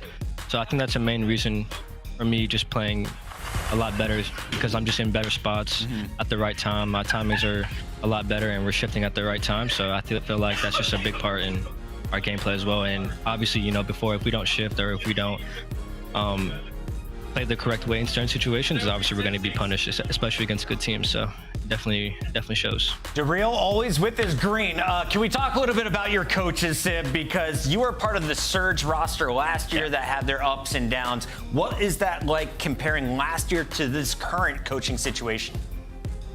I think this is probably the best. No, this is the best coaching staff I've ever been a part of, for sure, hands down. Only been on 2 teams, but I can say faithfully that these guys are insane. Our S&D prowess is because of them. So you guys think our S&D is good. It's just people right behind me, so. Love that. Go back and watch Sender in his prime. It's like 9 years ago. It's fantastic. DT Sender. S&D Don't forget God. DT Sender. There we go. Thank you so much, Sim. Congrats to the Subliners. Improving now to 6-0. Sure. That's the Subliners' first match is done. We have 2 more to go. And if you want to find out when exactly does the Subliner Optic match go down, Allie? How do you figure it out? You sync your calendar. If you haven't done it yet, I mean, I'm basically a broken record. I want to match with you guys. We need to get that squad up calling card so I can go and play ranked and see you guys in game. Sync and earn. Counter sync is still available. Add your favorite teams to your 2024 schedule to earn the squad up calling card and just to keep up to date with who's playing in your favorite teams. Do I have to have wall hacks to get in your lobby? No. All right, we'll talk about that later. Commercial break. When we come back, it's the middle match of the day. Allie doesn't cheat, but I might. Here we go. It's going to be a big fight for Minnesota. Can they get their first dub of our Stage 2 qualifier? They take on the Surge. And a best of 5 after this.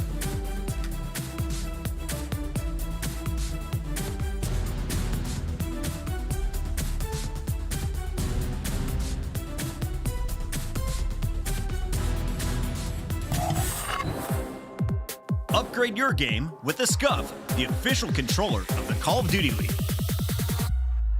Start the season strong with the Call of Duty League Pack. Grab yourself the CDL Operator, Weapon Blueprint, and so much more. Check out the Call of Duty store in-game now.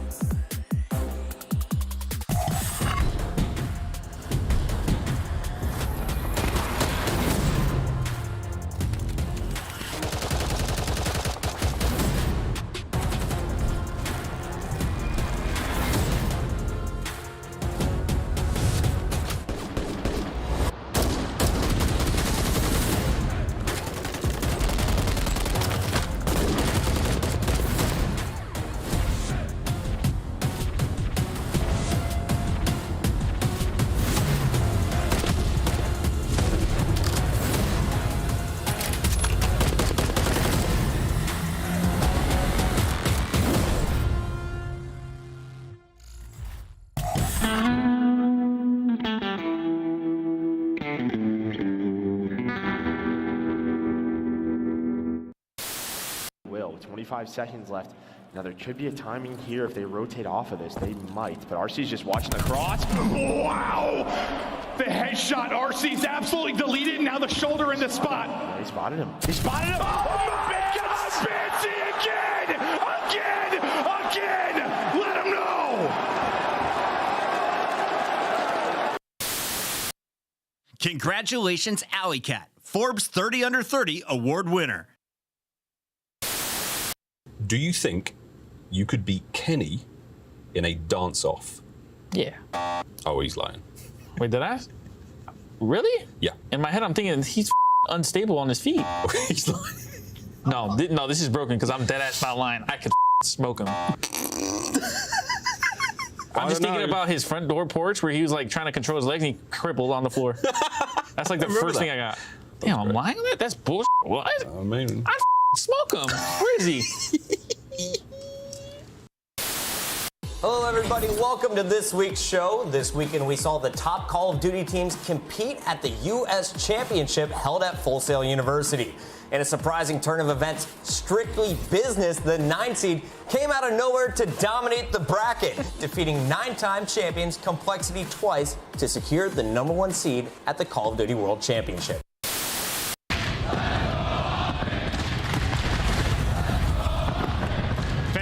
Roaring early in Kenny. What is this route? Finding picks. Shotzzy. Look, guys, Michael Phelps on. He's going for a deep swim around the flag. Shotzzy. Or is it Aquaman? Coming up from the depths.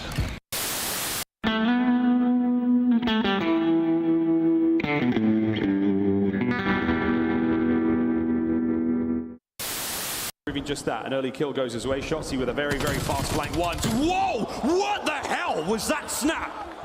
Okay, son. Oh, one's MP5. Got him.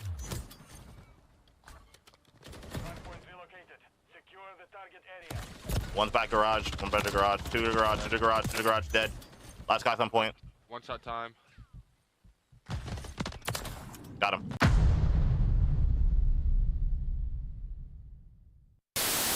To find out, and in a very quick manner. Arseny's putting in a few bullets toward the tractor as here comes the nade. That could be big. That's massive as Octane's able to find the first. Classic. Everybody explodes, and that will be it. That will be it. Seattle getting one of the biggest upsets in CDL history. By any means necessary.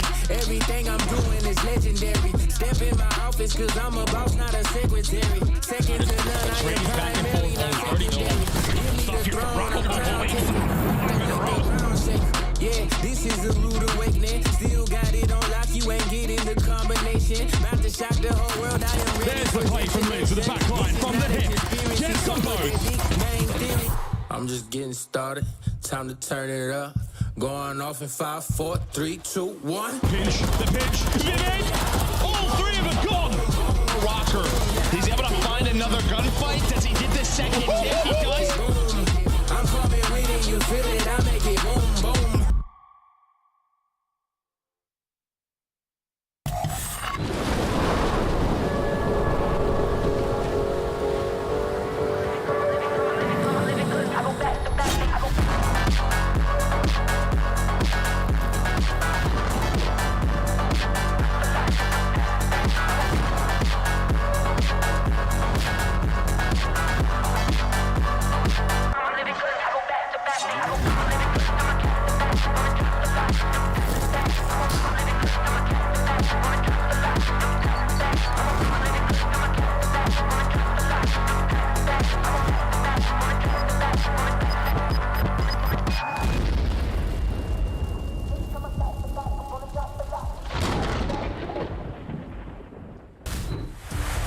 It's a fight for the top 8. Both teams at the bottom of the leaderboard after their first 5 matches. You're going to see the Surge looking for a second win in a row. They just got it off their back. Brezzy and crew getting the job done.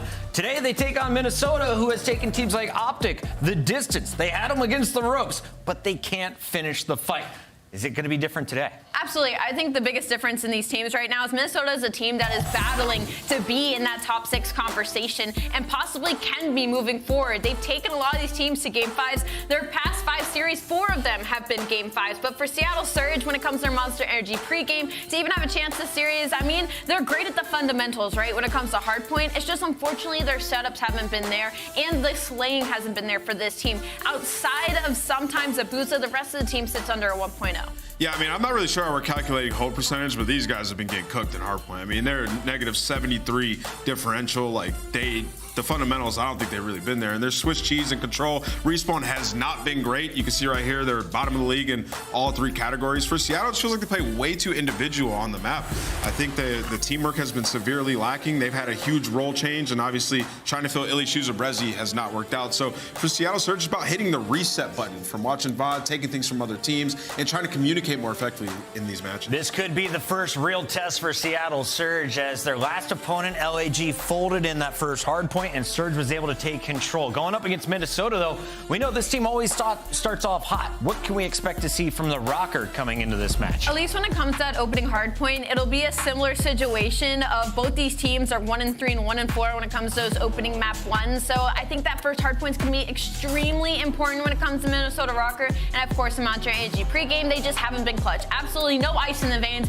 even though they have the Iceman themselves in accuracy on this squad. I believe they'll be able to do it today, though, against a team like Seattle. Namwitz, it's got to be a fluke, right? No one can go to 4 Game 5s and lose them all. They've got to eventually figure this out. I mean, it's a mental thing. You know, sometimes you get so close, you lose, and you're like, all right, guys, another Game 5. Can we win it? But honestly, like, it hasn't even been close in the Game 5s. There's 6 and 24 round count in those map 5s. So, yeah, ice might be as simple as that. Lins could be the Rookie of the Year at the end of 2024, going up against folks like Gwyn for that title. Today, he looks to lead the team again on these 5 maps. We're going to see Skid Row, Invasion, Karachi, Subbase, and I hope we get to another Game 5. Minnesota needs to turn this around. Today could be the day. I do not hope we get to another Game 5 for Minnesota's sake. I think they end this in a map 4 right now. I'm obviously going to go for Minnesota Rocker, but both Minnesota and Seattle are 3-7 their last 10 hard points. But we're talking about blowouts on the side of Seattle versus like 20 to 50 points for Minnesota Rocker. So again, I think those are going to be the most telltale in this series. All right, it's time for your Scuff Pick'ems, and if you pick the over for Lins, you are correct. He is going to lead this team to victory. Minnesota gets their first win in stage 2.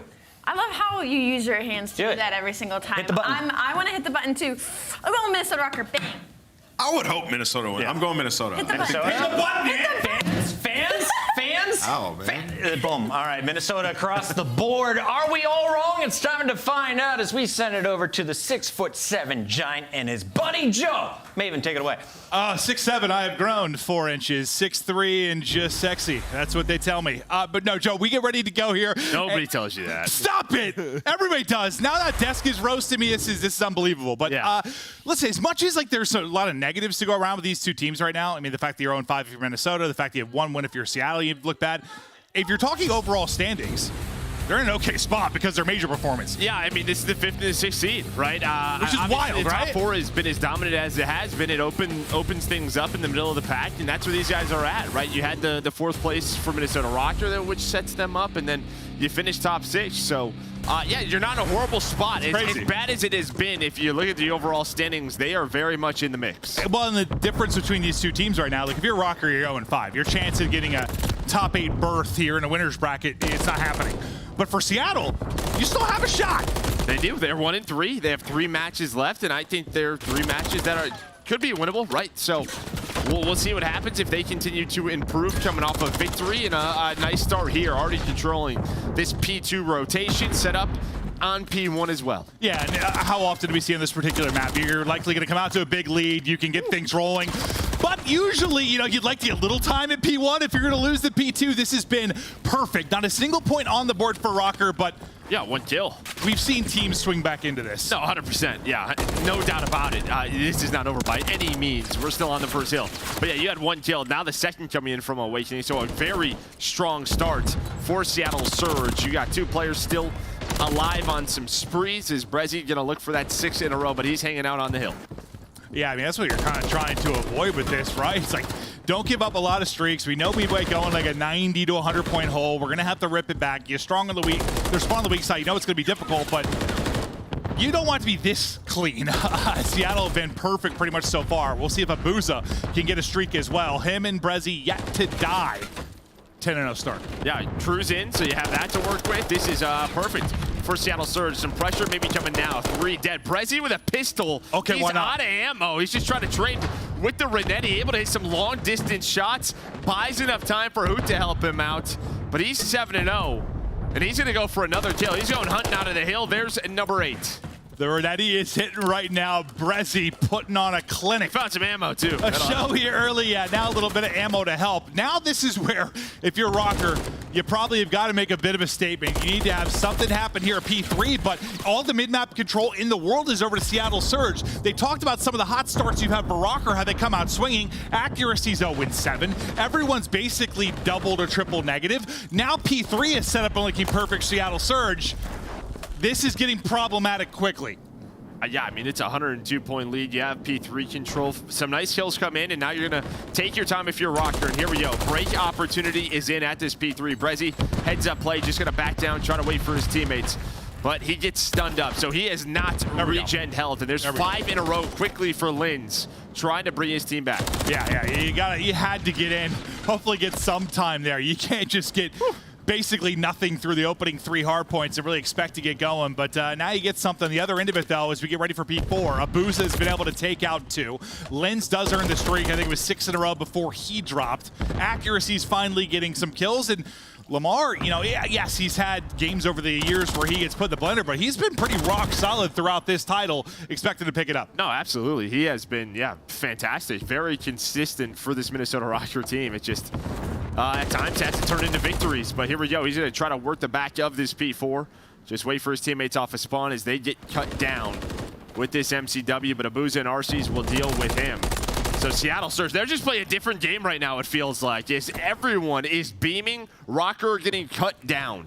And I think we saw some tweets from RCs like after they got their win, like, listen, we're not as bad as this has looked. Online's tough from where we're playing from, which, you know, that can be a thing. Where are they, Vancouver or something? Yeah, it can be difficult. Maybe the confidence is starting to get there. You got 1 map win under your belt. You're starting to flow a bit. The boys are frying right now. The lead over 100. Let's go to listen in with Seattle Surge. How would you live in One, go it. Watch blocking garage, they're gonna be spawning ticket. It's garage, Oh, stay play left. I'm gonna streak. Dead in all, guys. I'm gonna streak. Watch my bottom. Okay? Yo, bottom. Yo, one time, one bottom P2 and one ticket. One ticket. Garage, guys. Nice. I want to see the gap time. Good time. He's ticket, guys. Ticket. I spawned blue door. Watch out, bro. Yeah, we're spawning a blue. They stun blue doors. They're over here. Gavit in the corner. Top right. He's stuck in the corner. Yo, deep left ticket, we're good. Watch out in the corner. Blue crate. Deep left, y'all dead. I spawned blue doors again. In the corner still. We spawned blue doors. Red crate is weak. Yeah. You can even set him, you guys. Gavit in. Make sure we block blue door. Yeah. No, half blue door. Two in all. One more blue crate and one Gavit. Yo, watch your front, guys. I'm blocking blue door, okay? Yo, ticket. Yo, block blue door from your RD. Block blue door, please. Mid-life. Lens is on hold. One in here. Oh, someone block blue door. One shot. Alana, you can tell him, guys. Block blue door, please. I have to get Yeah, them. blocking blue door. He's in nuke. Yeah, he's in here. One HP. Nice. Garage weak, waking. They close to each other, guys. I got one blue doors. Garage. Last one, let me see, You like, hit your red steps. I think you hit lobby. One more of my lobby. Two top green. Nice, I get them. Weak top green. Top green on the left corner, guys. Yeah, one. Blue doors. Lamar time. Yeah, make sure. Lama on me. Lama on me. Lamar weak. I'll go left. One HP, two on time. Well, a bit of a surge there from Rocker for a moment. You know, you don't hit anything with the streak. Things get a little bit scary there for Surge. It's still a close game. Yeah, but you can already see they're focused on P2, but Surge is just going to take this time. It's sort of either way, right? You either allow them to rotate to P2 and then just hit all this P1 time, or you're the team that is rotating to P2 early, but it's kind of flipped on its head. Rocker going to hit this scrap time with 20 seconds left. Now you're hoping your teammates can lock this down. It's down to Big Wake. He's able to find one. As Hoosh and Brezzy trying to get pushed up and Wait, doing his job and more. Vivid is now here. This is how Rocker gets back into the game. Yeah, I thought things fell apart for a second with a player inside a second dive, but Big Wake goes big. Vivid gets there for the help. You're spawning out real deep if you're Seattle Surge. And now you have to give him a dose of your own medicine, right? Like, it's a hot start from Surge. You've got the good spawns. You dominate. You get in a flow. Now is your chance. You got to strike if you're Rocker. Yeah, now Linz has a cruise to work with to... that's more help, right? He's been hanging on to that since the last time we were at P3, but very much back in the game. Could feel the momentum start to shift towards that P5. And Linz, he's going to use a cruise just to secure the rest of this time. But don't hate it, right? Just make sure we're finding these 30 seconds, not let Surge break on through. And now we got ourselves a game. Well, and this is why I sort of started talking about this early in this map. Skid Row, probably the biggest map you'll see these crazy swings. It just happens all the time. These massive leads that disappear. You see a team getting throttled, suddenly they heat up. It's 5 in a row, make it 6, and another cruise to work with if you are Minnesota Rocker. And suddenly, what was once a 120-point advantage is a thing of the distant past. You are right back into this. Rocker needed to swing. They did. And now 2 players do go down, so Surge are going to be here for the break attempt. Accuracy, trying to lock things down, able to find the first, but the rivals get pushed up from Seattle Surge. So nice break, much needed from Seattle Surge to kind of slow down that momentum. And now you kind of force this out. So this is that's a big break, because if they have this maybe for the P5, maybe your Octor win this game. Instead, you put them in that position, and then you get 2 kills afterwards. So Seattle Surge, they have regained. I swear, this map is all just about the ability to regain. Like, you are just tested mentally. You get put into the blender. It's your ability to bounce back out of it. And it changes who that story's about multiple times over the course of the map. Yeah, Seattle, that then had to do it, kind of slow the bleeding. And they've been able to do that 5 in a row for Brezzy, who started out, 7-0 in this game, got the streak early. Didn't get much with the first. We'll see if maybe he can earn a second and he can do something behind, but basically a tie game. Yeah, they would love to have that for P5, whether to break it or to hold on to it. Well, he's going to get it. So heads up play from Brezzy, finds his second streak of the game. He's at 20-9. One of the best performances we've seen so far from him. And now Minnesota Rocker, they're going to have to send a lot at this to try to break this P4 as Abuza locks it down with the MCW, but Vivid just flies on through.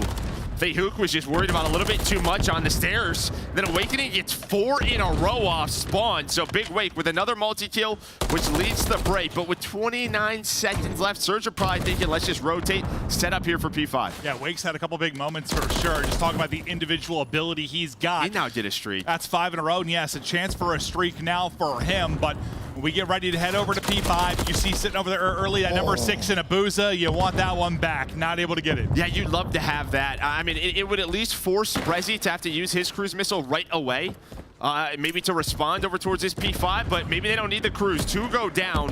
Brezzy, he might be thinking about using the cruise, but he's just going to stay alive in the corner. And well, he's going to find 2. They don't check it. He's going to find all 3. Brezzy with some big plays. Yeah, he's had a map already. Now a huge individual moment late into this game at P5. You got 40 seconds remaining on the point. 30 needed for the win for Seattle, 20 for Minnesota Rocker, and now the streak in as Abuza lines up 2. Looking like you can get a great use here, at least get some information, set your players up. You're able to take out accuracy. Now 15 to go. Abuza still lining him up as he's on 3 in a row. Brezzy right there with them. Alec threw on the feed as well, and everybody is dropping. Just laid out is Minnesota Rocker. Nobody close. Map done. Seattle punch first. Well, that was a bit of a battle. Yeah. I mean, it's sort of played like I expected to some degree. Like how many times have you and I casted this team goes up 100, you bring it back? It's just the nature sort of the good spawn in those first couple of hard points, but you survive the blow if you're Rocker. You make the swing then if you're Rocker. You make the play, and then it's sort of the test of resilience for Seattle Surge, and they stop the bleeding. They respond. Brezzy with some big moments down the stretch. Yeah, and we'll look at the scoreboard, but everybody kind of pops off. 20-plus kills on the side. All the damage is right there for Seattle Surge. They were just seemed a little bit more locked in. We heard in the listening, there was some urgency there, right? Especially from Hook, not always the most vocal guy. But yeah, everyone contributing. Brezzy, though, with 2 streaks, that helps them out. On the other side for Rocker and Linz, 2,700 damage, not what you see. Awakening got going, just a little too late. Yeah, I gotta think Seattle are maybe playing with a little more fire because they that winner's bracket still can reach. I think when you're Rocker, you know it's out of reach. Like, not saying they're not trying to win. Obviously they are, but it's like it's got to be a blow to your mental knowing they can't pull off that miracle that they did in qualifier 1 when they won 3 in a row. I think they just probably want to win. They do. It's been a 4 game 5 losses. Yes, it's been terrible, but I don't know. When you know that like goals and reach still, if you're Seattle, like as bad as it's been, like we could still get a winner's bracket berth. Yeah, no, little extra motivation, but here's the game flow, and you kind of saw the second P1 and P2 is where things got interesting. I think the big play was Seattle's break on the P3. After Vivid got that streak that forced that missile out, he misses. Well, they all are able to stay safe from it, and then they just kind of pop it out and find all the kills, Seattle Surge, to regain the lead. But it was just so one-sided to start. It was tough for Rocker to get back into it. And then, yeah, when you have the missile, if you're Brezzy at the P5, you have the early rotation, so you don't have to use it. You're thinking, they have that as a bailout, but then what? He pops off, he takes out 3 in a late P5. Ends up kind of being the ice there to get that win. And I mean, this has just been the tale of Rocker. Just whether it's frustrating map losses, frustrating series losses, just some close ones where, I mean, there's some searches where like they didn't have a chance, they kind of got blown out, but like most of the respawns, like there's an opportunity, bro. But that's that moment, yeah. Yeah, maybe you feel a little bit better about this one in the situation you were in. But yeah, still a frustrating one, especially that was Seattle Surge's first Skid Row win of the year. So they were 0-5 coming into this one. Now 1-5, so big ups to them. And now we go to an invasion where it's the opposite. They are 4-0 Seattle Surge on the year. So they're going to feel better, a little bit more comfortable on this map. Yeah, I mean, this is a team that early on, it was just the Surge that was carrying them through. When you talk about their ability, kind of how they've been Rocker. Well, Rocker got 4th. You got top 6 if you were Seattle Surge the first major. For Seattle Surge, it was definitely through the Search and Destroy. That's where they were upsetting people. That's where the shocks were coming from. Obviously, some team changes go down, but you're still going to be a threat there. And yeah, bodes pretty well that you're undefeated there. Now this series, after you win the map 1, it kind of flips it on its head, right? When you see how good they are in Invasion, good chance for a 2-0 edge. Yeah, no doubt about it. I mean, listen, obviously, with Illy and everything happening, it's been about we were good at Search. They're still pretty solid. They've been 2-2 with Brezzy. Some of their losses are to 2 of the better Search teams in the league. I think Toronto and New York. So, like, that's going to happen, right? Yeah. You're playing those top teams. That's going to drop down a little bit. Now, can they keep that Search game up in a match like this? Yeah, we'll see if they'll be able to do it. Because, like, Rocker's been all right. It's just really the Game 5s that have been biting them. Like, those are the ones where it's been so tough. They've had their opportunities in Game 2s. They've got their wins in Game 2s, but the Game 5 has just been you're so tough. You're 2-9 your last 30 days in clutch maps. Like, sort of tight situations. And that's like, you mean just their chance to get that third. Like, their third map. I assume that's for us, like 2-9 whenever they have a chance to close out the series. Yeah, it's not good. Well, no, just sort of close games in general. Oh, I was thinking. Over the last sorry, 30 I was days. thinking more of like that map where you have a chance to win the series. You more just close maps. Got it. Close maps. So now it's clutch now the it's long way. 2-10. Yeah. It's just been a tough last couple of weeks. And it is interesting. You know, the struggles come when you have, you think like the clutch man and the ice man, but let's take a look at the team that got the map one victory. We're looking at Abuza and Brezzy. KD's off the charts here early. Yeah, I mean, Abuza, he's been standout. Him and RC's in Search and Destroy have kept up that Seattle Surge sort of gameplay that we see in S&D. So 2.25 versus LAG. They're able to get that 3-0. A big bounce back win for them after some tough losses, bringing Brezzy in. But yeah, I mean, this sort of duo. And then you have Linz on the other side, who they've teamed with before. True. Right, last year. I mean, these two building that chem, getting better and better. Yeah, I think if you were a fan, you were a little worried at first. I mean, it didn't start great, right? It looked a little scary, but it can be difficult. Sometimes I feel like teams, when they have like a one-man change, I think when you're doing well, if it's like a one-person change, like it kind of might keep rolling, but a little more significant when you're kind of down the dumps and everything's going wrong. You got some things to figure out. As we get ready for the S&D, though, we're going to take a look at kind of the Team v Team S&D stats as we get ready for map 2. Yeah, and here you can see Major II Qualifiers, 2-2. Ranking second right there for Seattle Surge. On the other side, yeah, big focal point for Minnesota, right? 2-7. Yeah, this is just kind of how it's been for Minnesota Rocker. Their best game mode has been controlled throughout the Major II Qualifiers, but you got 9 maps. That is a lot. I mean, we're talking, again, 4 Game 5s. Yeah, so you're like 2 and 3. It's like your Game 2s, it's like, all right, I guess. It's just those Game 5s. Not all right. I mean, 2 and 3 is not great, but it looks a lot worse because the Game 5 losses. Now you go to Seattle, one of their bread and butters when you talk about the Search and Destroy. A chance to take a 2-0 edge. Well, and a chance for Rocker maybe to push for another map 5. Anything seems possible, but Invasion S&D, you see the overall on the year. 2-5 there. For Rocker, 4-0 for Seattle Surge. Into the fray we go. Well, I think what really stood out in that graphic is your opening duel percentage for Rocker. You're third in the league, but sitting at 2-5. So see what they do with these first bloods when they have man advantage. Yeah, no, definitely something to pay attention to. Last time we cast them here, remember there was a couple times you were a little frustrated with like Lenz. I think there were like 2 rounds where it was like a 3v2 and he kind of got caught in a position he didn't need to. Like we've seen that quite a bit, just us casting them. Like, well, yeah, they have numbers. Set up like Palace. It was weird. Yeah, a couple moments. So we'll definitely keep our eye on that and see if they've worked on things at all. Drop shot trying to go through. Big Wake's gonna win it through his. Headshots come in. Brezzy is gone. Bomb is planted, and you get the first blood and then into a 3 versus 3. So that man advantage has disappeared for Rocker, but can you close out the round? Holding off the retake, you push it forward, you send it, you catch a good timing there if you're Lenz. Last person up is RC, who tries to catch him quickly. Nice finesse there from Lenz. A lot of work to do if you're RC, some quality beams there. Yeah, and I like that from Lenz. He's got the rival in that spot, right? So, I mean, you're not going to do much sitting back tractor. You put some shots in, but what he does is he tries to catch a timing where he knows he got to come out of ice cream, so he's just going to push forward. And well, the timing goes his way. The other 2 players were worried about Hook on the flank. Who was able to find Vivid. Just didn't know it's going to go through street towards dark. So as soon as they picked that up, Linz is able to find another one. Again, opening duel percentage, awakening with that first blood. Yeah, it disappears quickly, that advantage, but you're still able to get the round victory, and that's where they've struggled, getting the round victory after the first blood. So solid job there so far.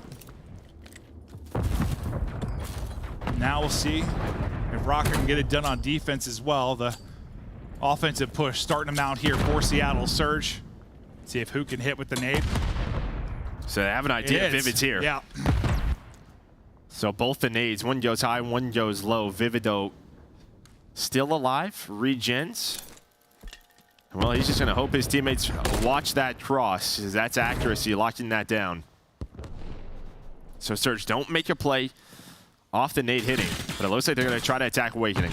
Yeah, a little shoulder thrown from Hook, but then all the time goes by, you get a little help here for Big Wake. Arcity, I thought maybe a dead slide, and he wasn't going to get across, but he's able to do that. Abusa then with the chow. Awakening will drop. You see how tough it is from the mid-tank sometimes, depending where your help is. He's trying to watch every single angle. Eventually falls. Now Accuracy cuts between two, at least able to get through on one. That's a nice timing by Accuracy. He just worked up to B Street. That was horrible at first. And then yeah, it could have been if that player beat just sort of doesn't move, but they do. Now Vivid on the pinch, and there we go. Rocker up 2-0. Because he had a player right on his left when he first hit her. Okay. At first, I looked at the minimap. I'm like, was I seeing things? But yeah, no, he cuts right through. Perfect timing. Thinks he gets a second after that. We'll see the final kill again from Vivid. So far, so good for Rocker. And I mean, it's why, listen, they've gone to so many map 5s because they can be competitive. It seems like any map, any mode, they've got a shot. They'll keep things close. So even though Seattle's 4-0, don't be shocked if you come out here and get a dub if you're Rocker. Accuracy started, what, 0-7, 0-8 map 1, 5-0 here in Search. He might have more kills in this Search than he did the Hardpoint. What do you have? It was like 12 or 15%. Yeah, he started to get down a little bit, but yeah, no, a much better start here for Accuracy. In Minnesota Rocker is in a slower round. Only one player over towards this B site in Arcities. He's just kind of hanging out, but a lot of point of contention when it comes to invasion, right around that sort of mid-tank area. Watching that pinch. Don't want Hoot to hit it too quickly, so he's just going to play mid-tank. Yeah, very slow round here. Yeah, now that the guy that's usually going to be important in this scenario, eventually is going to be Arcities. On that B site, playing from the tractor. What info can he get? When does the help come through?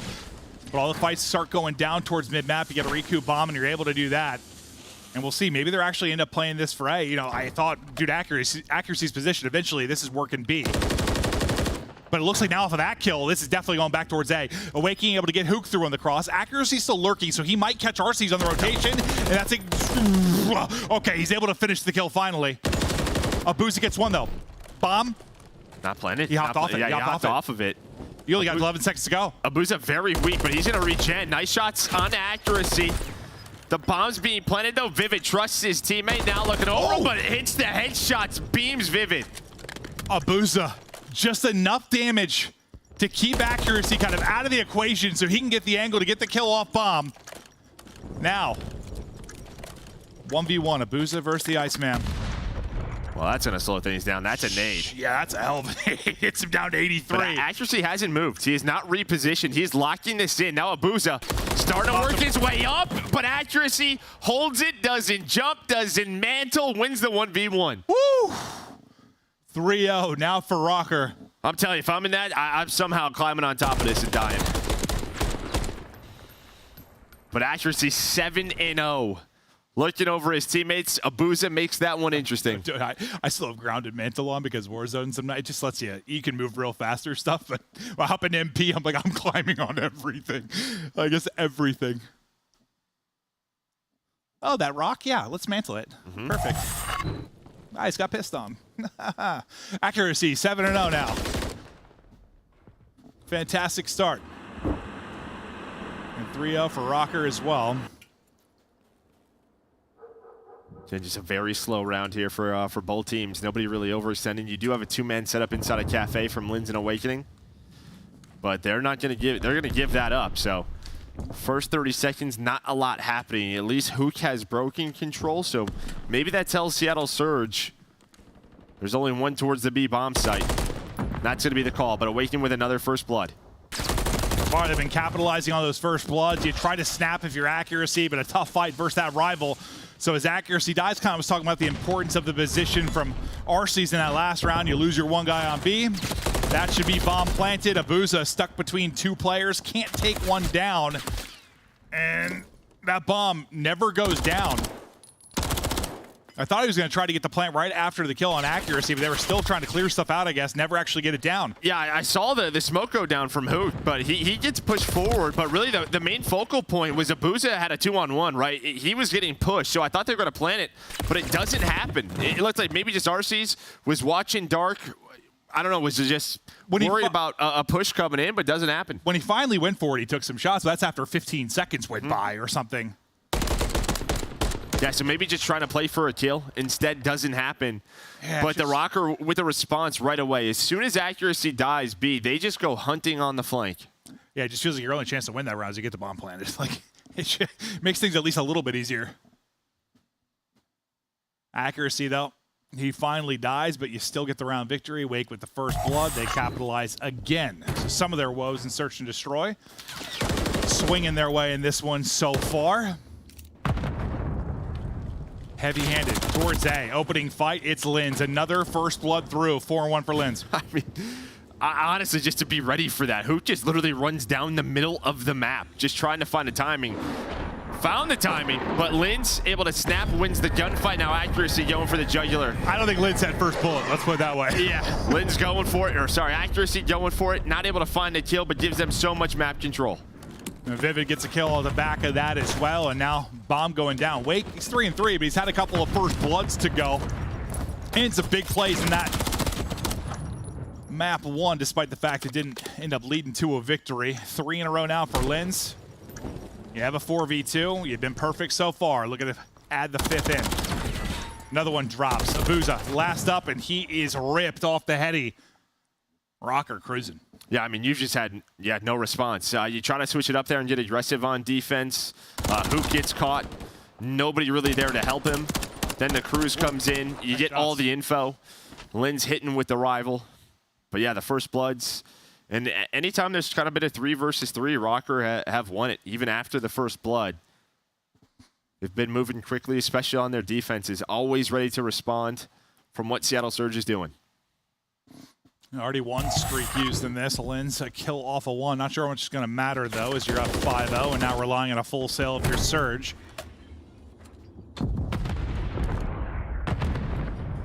Linz, this time MCW out. Lurking and looking to get aggressive. It looks like the pressure mounting over towards Wake, or sorry, Accuracy and Vivid. Towards that B side of things. They've got 2 here. Accuracy gets picked. Only his 2nd death, but it's an early one, which gives advantage to Seattle Surge. Now you're Vivid, so much to do. I think maybe the hip fire headshot hits from Hook. He drops, and Seattle Surge going to win. That's 1. You just go round by round now. Yeah, and again, Hook able to find accuracy on the B street. I mean, you have the 2-man setup there from Minnesota Rocker, but it just gets cut down, and that's just due to Hook. Finds 2 headshots in the round. Yeah, it just doesn't don't slow him down at all. No. You got 2 there, which is great. I'm not sure they get a whole lot of damage and just kind of get fried. Yeah, I mean, as soon as accuracy gets taken down, Vivid just in broken. Like, that's you always trade it out.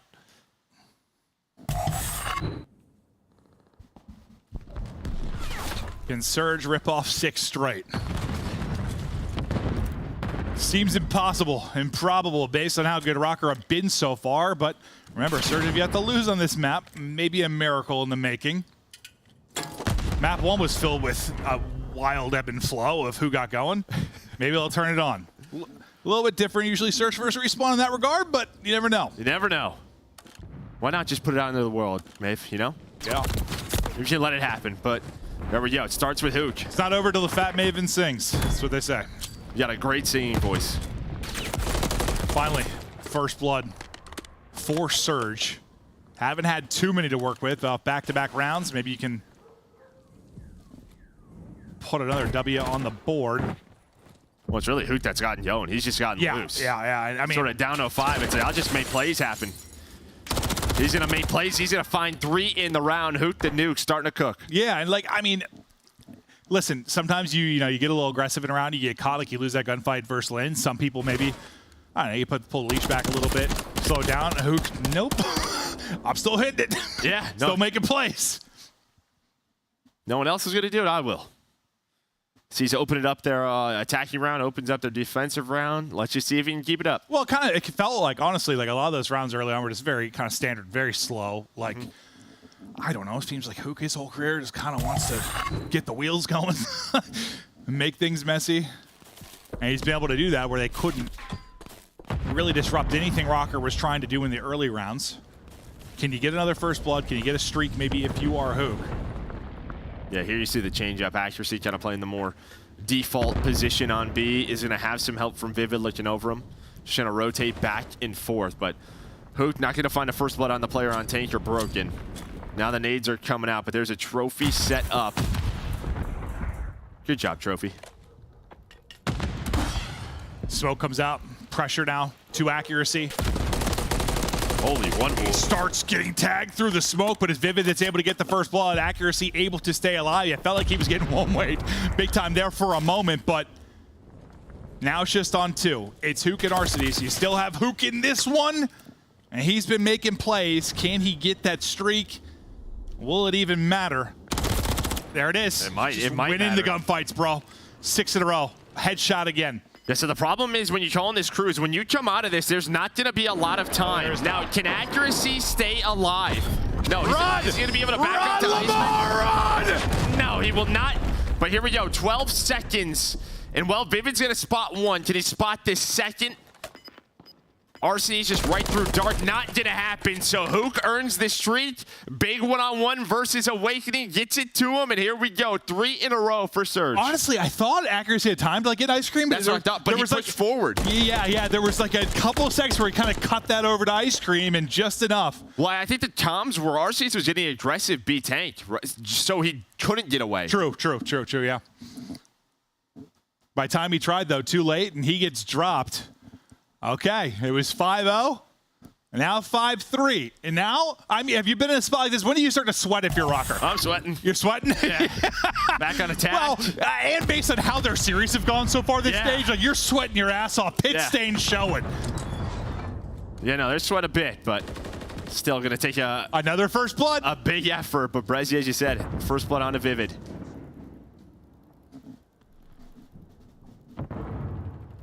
All the first bloods, all the success for Rocker early. And now you rip and you roar back into this one of your Seattle Surge. Can you get a hold here defensively? You get caught.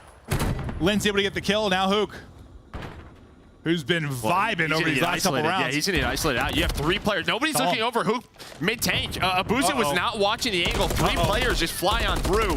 After the first blood, we're doing a 2-on-2. Bomb being planted. That's a hell of a gunfight win there. Accuracy who started 7-0. Been blended up a little bit as of late. To the 2v2 we go. Eyes on players. If you're RC's able to stay up, wins the fight.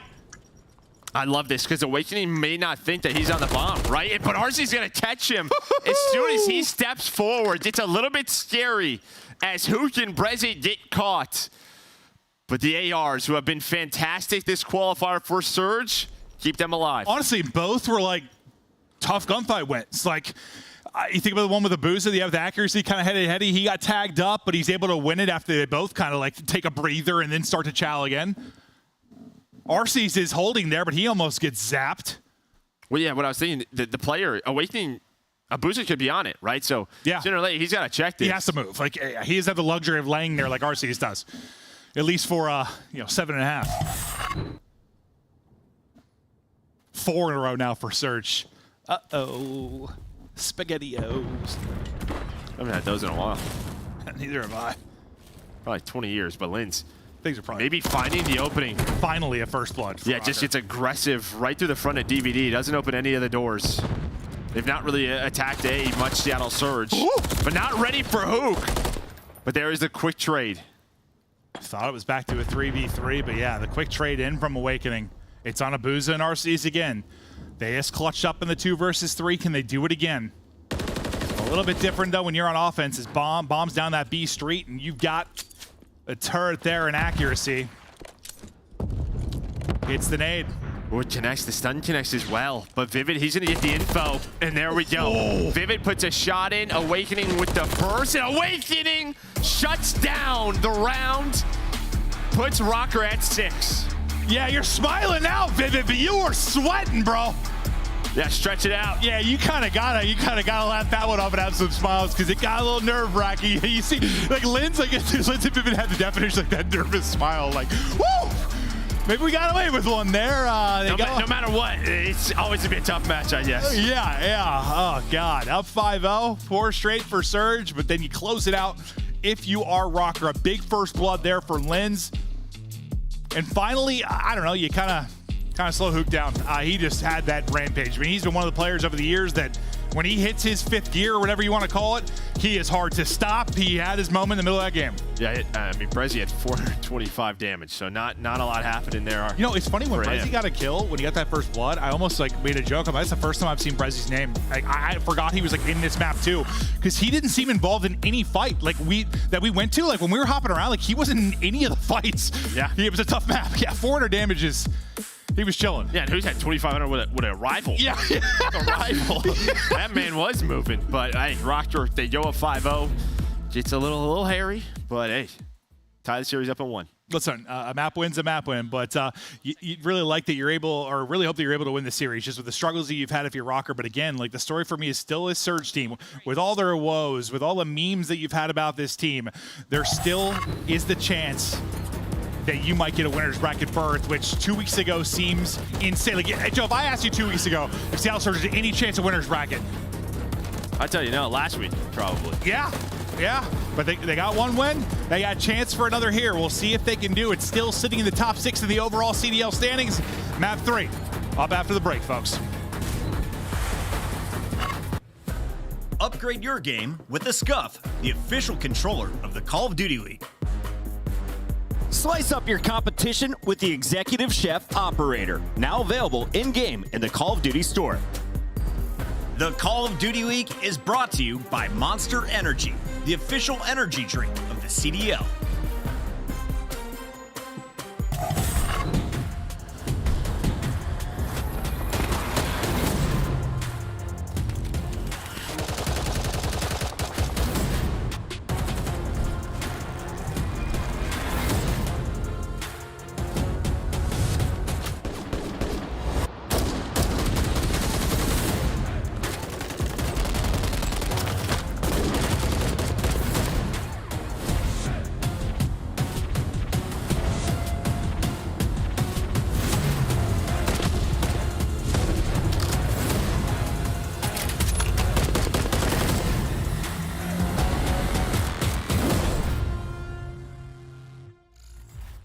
Favorite thing I've ever bought with my CDL earnings?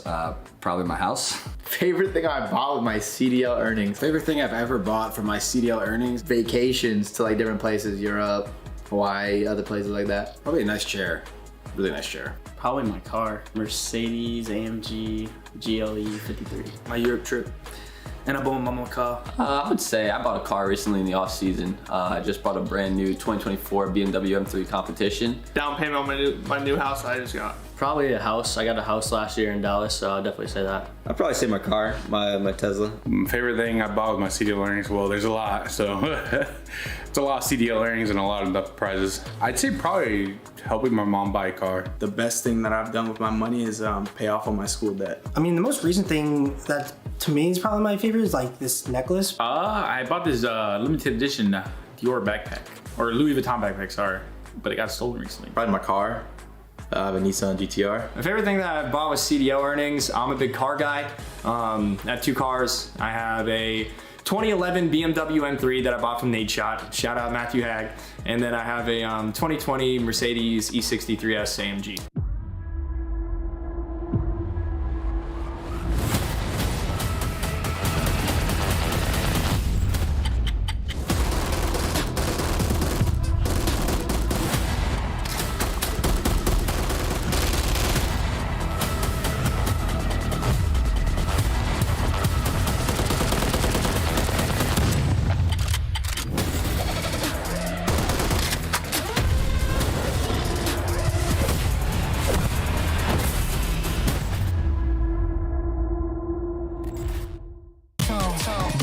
Can't beat me up cause I'm back in my zone now. Cause I'm back in my zone now.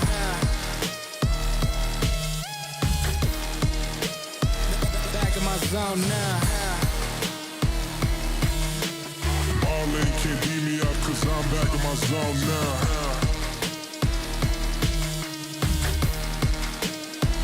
Back in my zone now. Who's the most likely to team kill?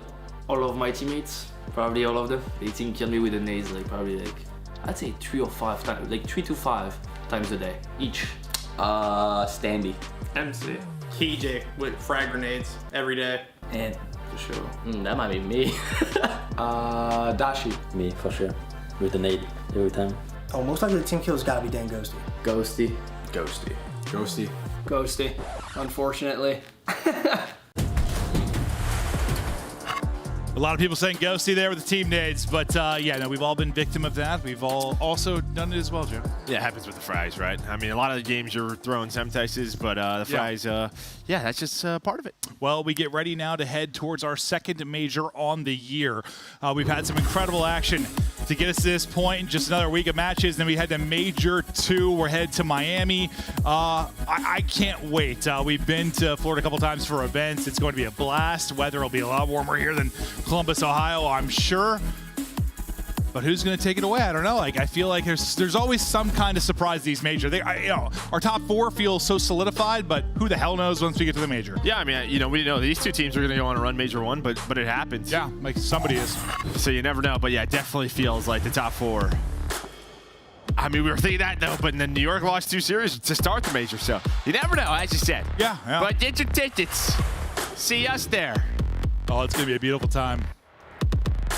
Joe and I holding hands, walking around Miami. Maybe. Romantic. Might be a little too hot for that. I want your sweaty hands.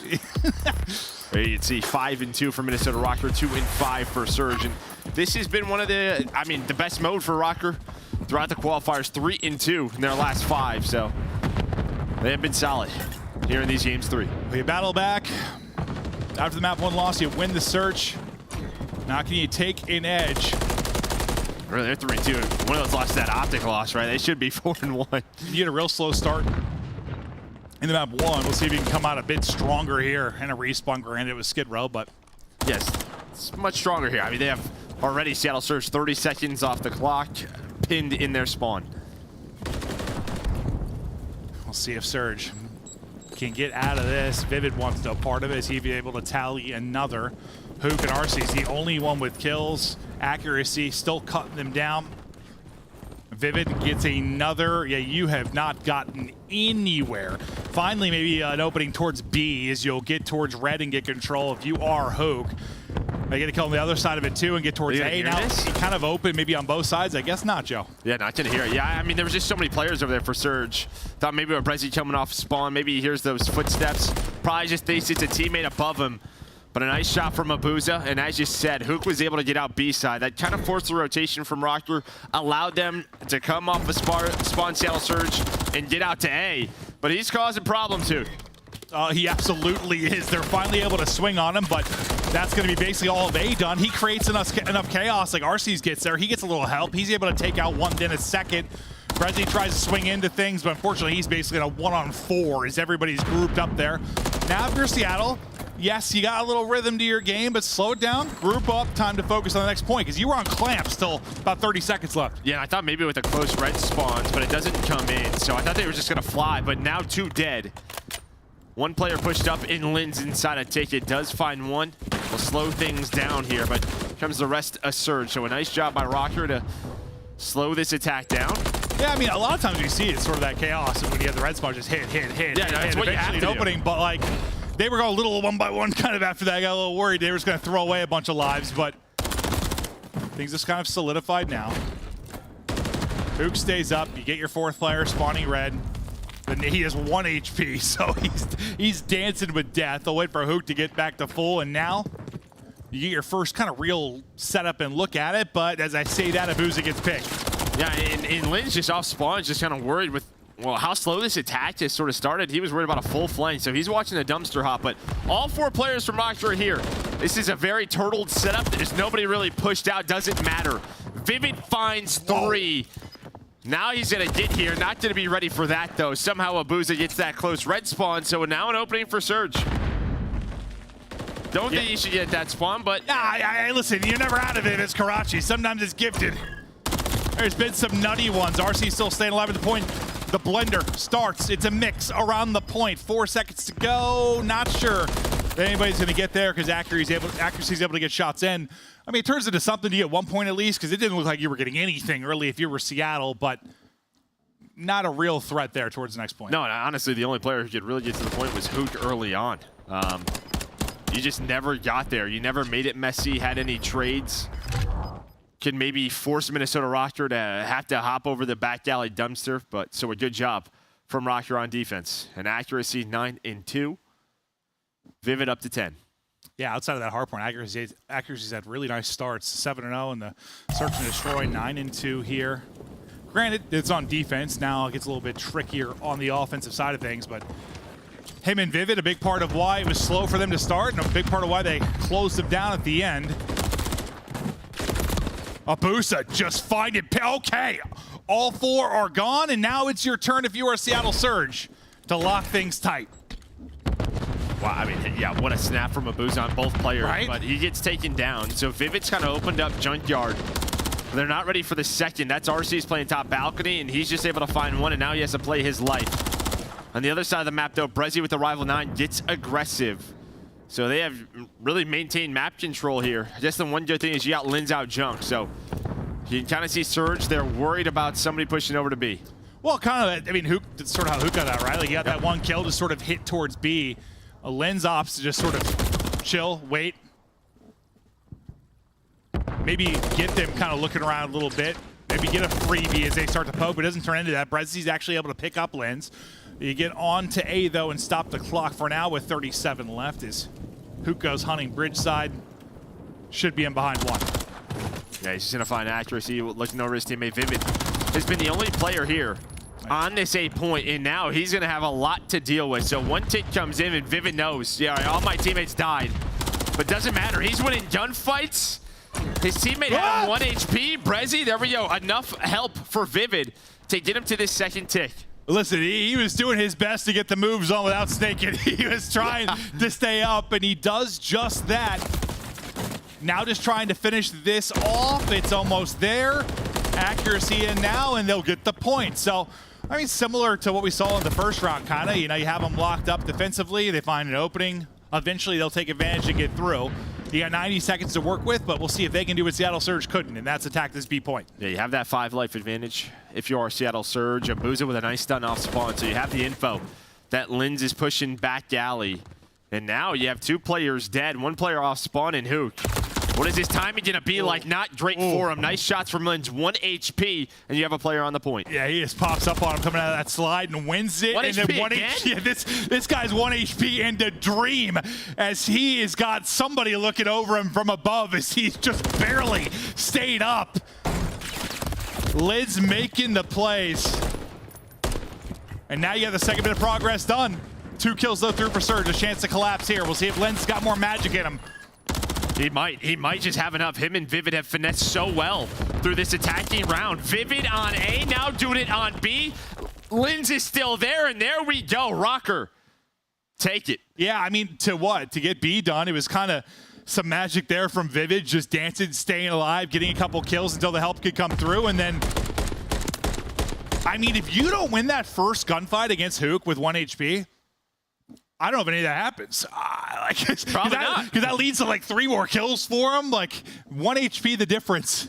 And back-to-back gunfights. And a huge kill too is accuracy as he was rotating over to B. He found Brezzy on the pinch. That was kind of the one saving grace maybe for Surge to just find the opening kill was him through red, but accuracy just jumped right on him. So 16 and 8. But Vivid, I mean, what a round from him. Both points, finessing, playing his life. He's the reason they got A done. Got them to B. Then him and Linz just in and out. Exactly. Just finessing. Dancing, finessing, staying up. Beautifully done. Vivid trying to do that again, but Brezzy takes his wig off this time. Took at the point. Accuracy able to push that out for now. You're up 2-0. You're feeling good now if you're Rocker. Trying to make that map 1 loss a distant memory. There's a chance to peel off back-to-back, but Hook's headshots with the Rival have been, I don't know, it feels like over the course of this series, you got 50% headshot rate. Like feels out. I mean, map 2, yeah, he had a stretch there where it just felt like every single one on Invasion was a headshot kill. Does it again, but Abusa, we saw Vivid do it. Now it is his turn, but a nade will connect, so RC's gonna have to rotate on A. You got to answer here. Obviously, if you were Seattle Surge, you're going to push this map a little bit deeper. that one gets away from you a little bit of your Brezzy. Vivid then drops right under your iron sight. He takes him out. Take a deep breath after that gunfight, but you get the point. Now, he did it more successfully this time, obviously. You got 2 minutes to work with. Lives-wise, you're up. You just never really got a good shot here at B. Yeah, and I mean, Hook has the right idea. There was a player pushed on out junk side, and well, at least gets the info. And now that's going to give them that close red spawn that we talk about. But a nade, just a dead nade on the ground, didn't connect. So slow things down. And Accuracy finds 2 behind that, but it's still some pressure here. Over to Hoop, but what a play from Accuracy. He finds 3 on the push. It starts with the nade. Yeah, right, just laying there, just stomping right onto it, drops, and then follows it up with multiple. Vivid going big again. It's his Simtax able to take out 2, and Wake right there with him, but Wake, I mean, he hasn't really been needed too much throughout this. He's got 8 kills. It feels like it's just been Accuracy going clutch. Vivid's had his moments, and that sequence from Lens. Awakening had some brilliant moments in the map 1 that they lost, but it's the other 3 really carrying the load right now. Yeah, so 11 versus 11, getting those close spawns and putting the pressure on has Seattle Surge, but that will slow things down. There's 3 players going to go down for Seattle Surge. Yeah, and that's the last spawn. Brezzy just sort of dying by himself, and now you try to set things up again. Pushing Lens back. Good job. Just a little clean hop through the window, repositioning, giving yourself a favor in the gunfight. He'll get ripped through the bus. 30 seconds to go. Wake still playing from the back. Hetty, it's RC's kind of buddy hopping deep. He's trying to fight. You get him down to 5 HP, but you're still standing strong right now if you're Rocker. Yeah, this has been impressive. Both of these rounds have not a lot of tick on the B. And it's sort of just been right here.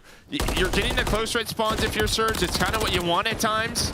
But even when it gets into a position where you're down a man, they are holding strong. They win both defensives cleanly over at B. Now they're up 2-1. Yeah, it just felt like those moments when they needed the turtle, they did it so well. Like, it was clean. Yeah, I don't know if it's one of those things where Surge, obviously you're spawning close red, but I don't know if someone needs to take a long route, try to get through back alley, try to get top AC, just something a little bit different. Yeah, because they never, like, you know how once you get you get a kill or 2, and then just the mess starts, and then it's just a minute of people racing towards B. They never really got that. Never. Like, it just felt like you never once had like a 3 dead scenario if you were Rocker on the defensive side once you were to B. As we take a look through the stats, and they pop off the page for you. I mean, Accuracy 19 non-traded, and then Vivid 21. And again, props to Vivid, especially on that attack round, but he goes 25 and 16.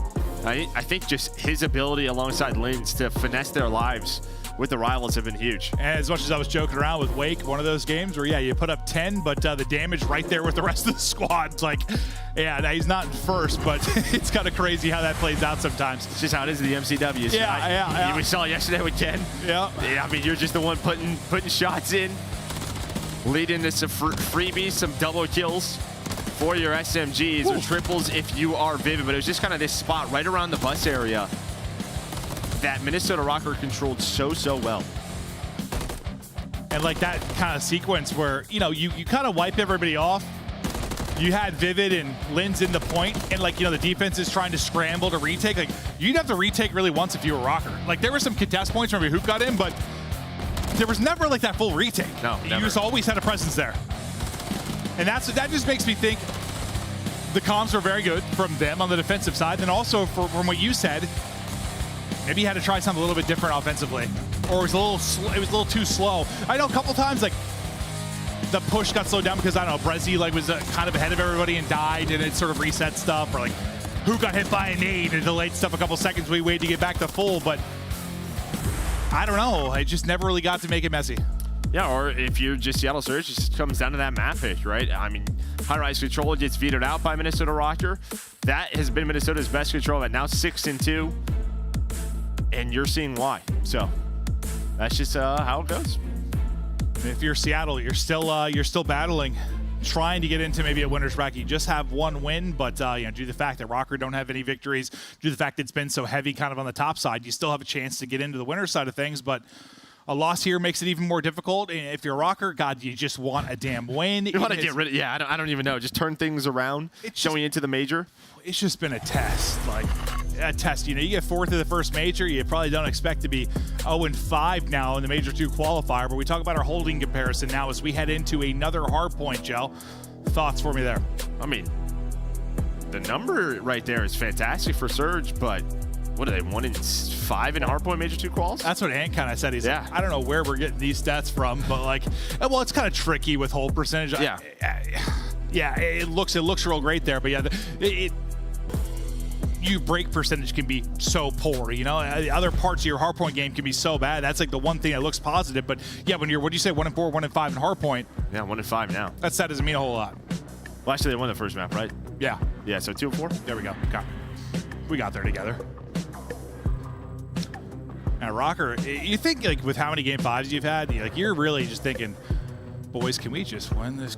Can we win this series here? Let's stay away from it. Can we just win the sub base and just call it a day? That's probably what they want to do.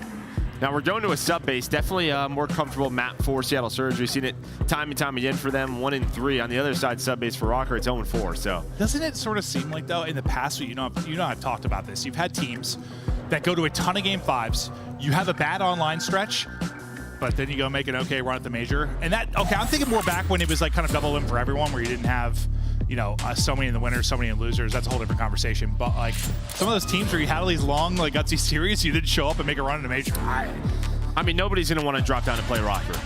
No, absolutely not. So, you know, depending on how these seeds play out, Rocker knows how good they still can be. They're just trying to get a W in the column for this qualifying stage.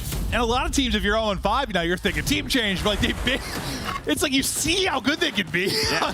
It's so frustrating to see them at 0-5 when you know what they're capable of. But the fact is, that's where it stands. So if you're Surge, you're trying to push this to a map 5. The bane of a Minnesota Rocker's existence. If you're a Rocker, you want this done, and you want this done on sub base badly.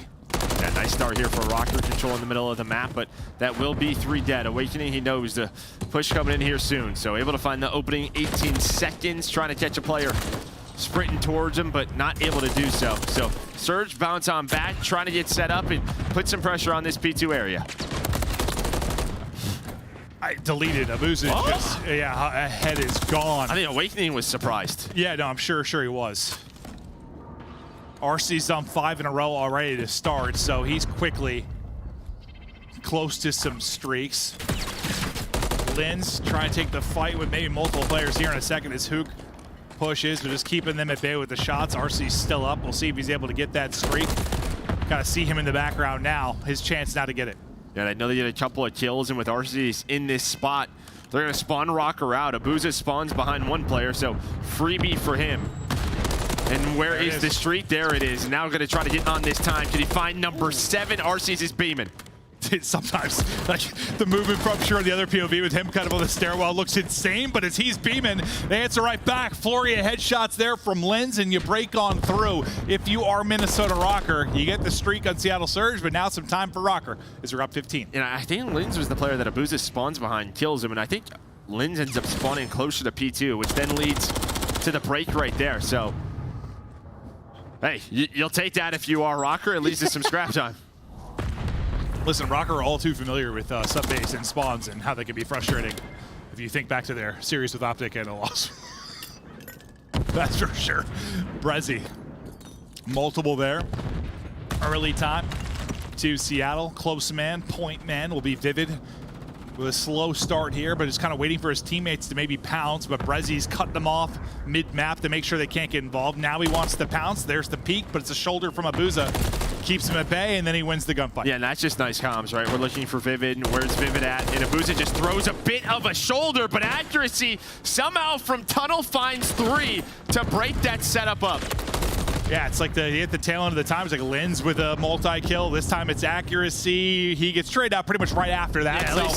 Yeah, yeah, you get right back in control here if you're Surge. Look what this does, though, right? It kind of traps them all the way back here now. Flips map control. Because if they find accuracy tunnel, they probably start to push out middle of the map 50-yard line. Now they're going to have to work all the way across the map, similar to what we just saw for Rocker. No, that's a good point, because that's like it's one of those triples that it seems like it doesn't lead to much for accuracy because they don't get much point in that particular hard point, but it's about the next step. allows them to get a little more comfort, a little more breathing room on your next hard point. You hear the streak coming in from Arcitys. That's able to get accuracy out of the point. Brezzy waiting in the water, looking to hit the ladder, tries to do it with the pistol. Not going to work. His big wake is there. Arcitys still triple positive. Yeah, you're hoping the cruise leads to a break, though, but a nice read from Awakening. And Brezzy was trying to time it, just with the kill going in. Maybe you're trying to find one more kill with a player rotating into the hill, but Abuza does get here alongside of Hook, so you'll find the final 20 seconds here at this P4, but now it's all about this rotation over to P5, accuracy in that spot, and Brezzy's going for some spawn kills. Nice shots. As you said, accuracy will be there.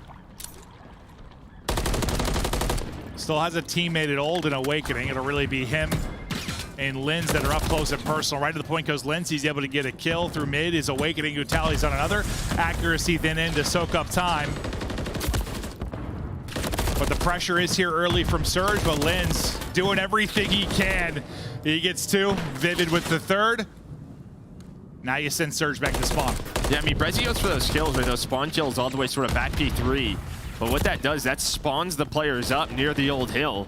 And they weren't looking for it. So Rocker, they just got to take that side of the map away from Seattle Surge. So this has been a very clean hold here. Now a 40-point lead.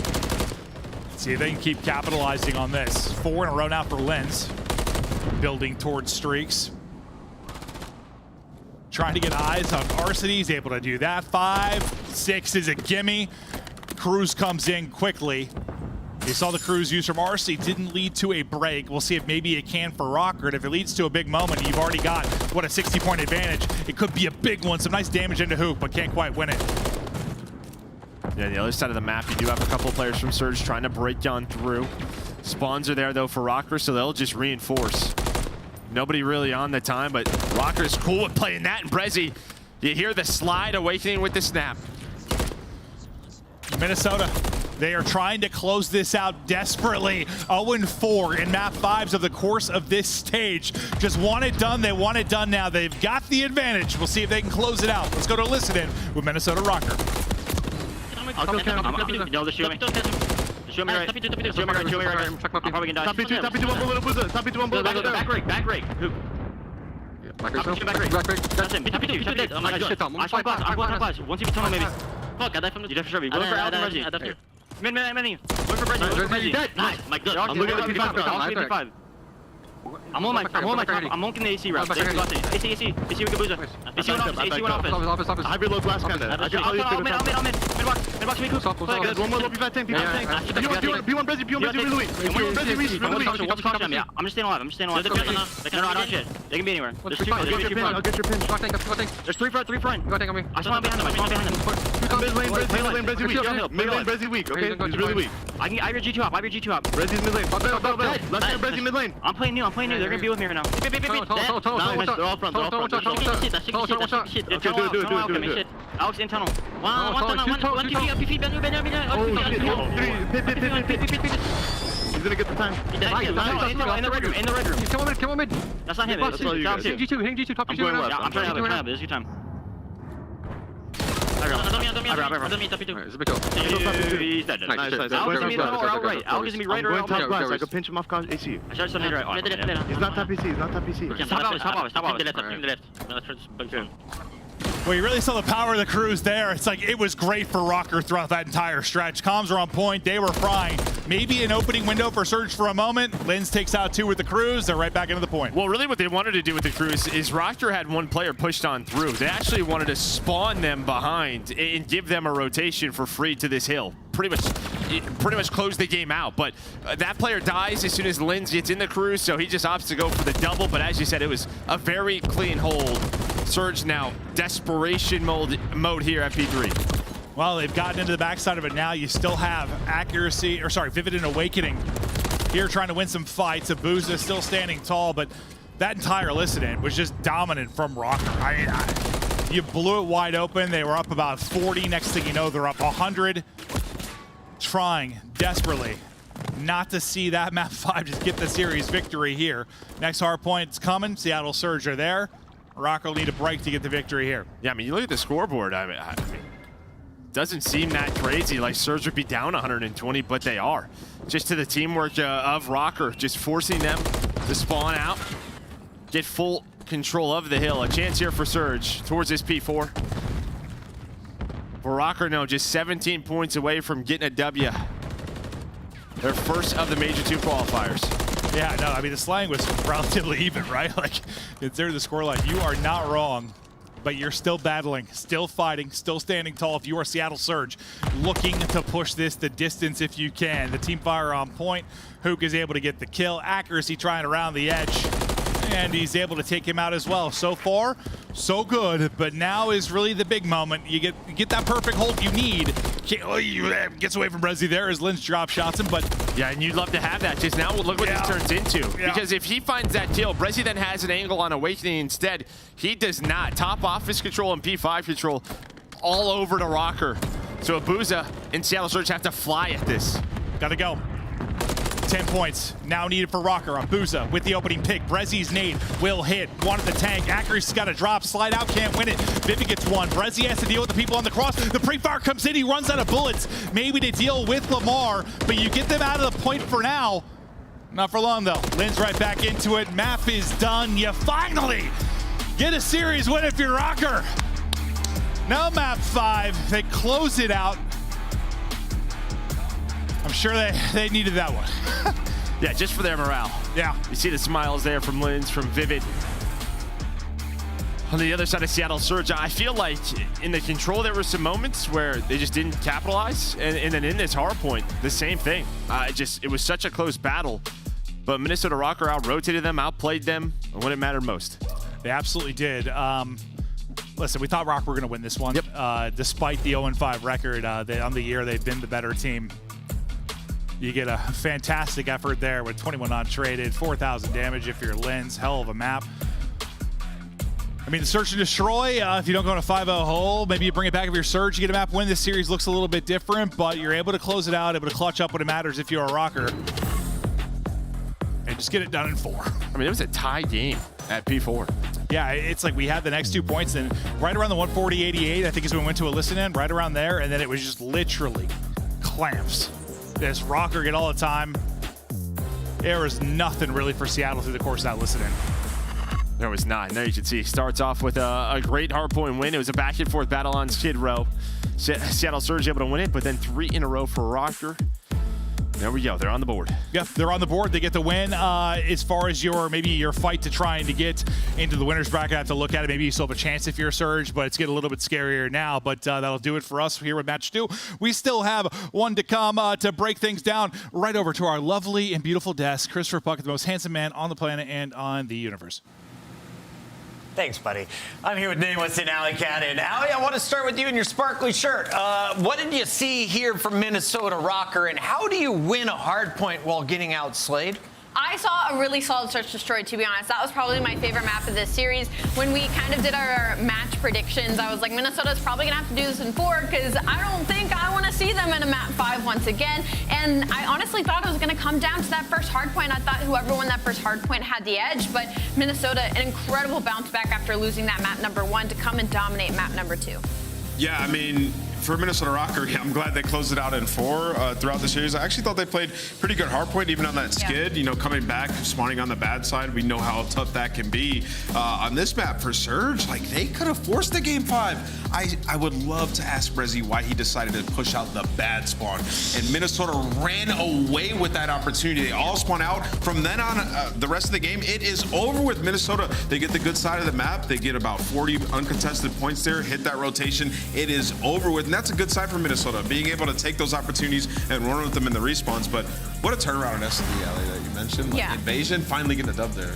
That was insane for me. I think just because they went up against Seattle Surge, and like, if Seattle has maybe anything you could say they're strong at, it's going to be that S&D. But like, Minnesota throughout the entirety of the map did not let them get the bomb down. Even when Hook called a streak, there was like 10 seconds on the clock, and they still didn't plant. They won the round, but like, they were not allowing them in that post-plant situation. Strong games for Minnesota today, at least stronger than the Surge, gets them in the win column, and it's part due to plays like this. Your scout play of the game belongs to young Lins, the Frenchman, showcasing his gunny in this one, Nameless.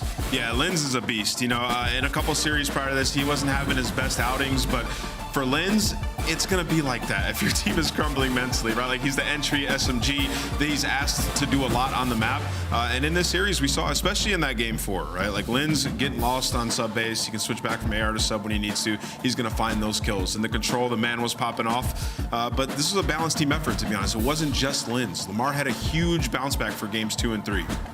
I will say, when it comes at least for like the rookie of the year, I think it's not very often when we see a rookie come in and they're good across all game modes, and Lin certainly fits that category. And when you think back to other rookies who have come in, I start thinking about, you know, Scraps and Hydra and stuff. So Lin's certainly making a name for himself, even though he's on a team that's having a little bit of a struggle right now. Minnesota, they did it last time. They start 0-4. They win their last 3 games. I'm looking at their remaining schedule. You just have the Heretics left to play. So you're probably going to finish 2-0 looking at the numbers here. Is that enough to get them anywhere come Miami? I mean, I don't know the numbers stuff, but they have a lot of game 5s, which means they have a lot of map wins. Right. If there's a tiebreaker situation for 8th place, they could make it into winners with 2 match wins. We'll see as we get to this next week, but it could get very interesting. All right, so that means we're cheering against Boston if you're in the Minnesota camp. They are done for the day, but Boston is still coming up. We got match number 2 loading up. Stay tuned. This is the CDL.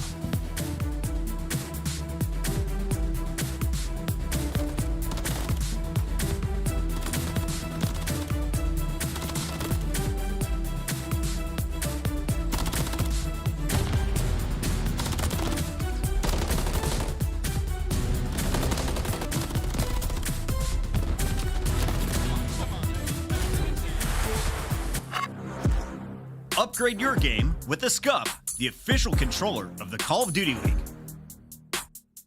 Start the season strong with the Call of Duty League pack. Grab yourself the CDL operator, weapon blueprint, and so much more. Check out the Call of Duty store in-game now.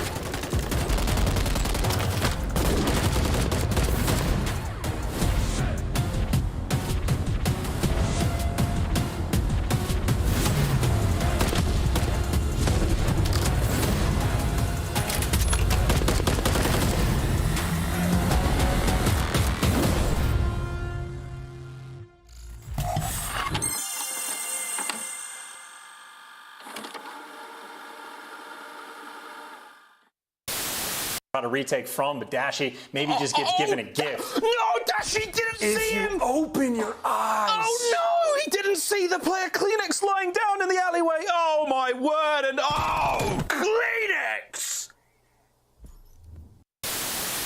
The best. He might. Not going to happen. They get the plant down safely. I like the trigger discipline here for, oh my sweet Jebediah. He's going to go for it. Oh. Trying to catch the timing. Oh. Tries to catch it. It's done! He sticks it! The rookie! Balls of steel! They have time, though. They have time. Who's lurking, though? Who is lurking? Oh, it's about. Hello? That's a, hello? Oh, wow! He just gave him a little kiss on the cheek! What was that? I have no idea! Joe Shotzi's on 5 in a row, and Empire will win the round! They're playing my court. They have to play. They are both water. One shot. There's two water. They went. They went red. They went red, Clay. They went red. Both red. Both inside red. Both inside red. They went front door. They went front door. He's hopping. Watch water. I have your word. Back door. They didn't see you yet. Nice. Let's go, Clay. Yes, sir.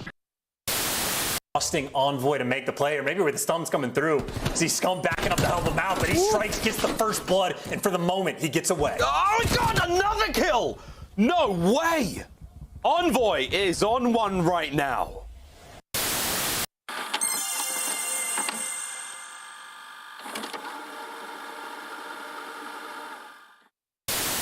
It certainly makes the big play. And now you're on offense flanking. You've taken the bomb straight through the middle of the map. Hook, he's everywhere. You're getting flanked on defense, but Abizi gives him the ish, and Methods wins his one as well.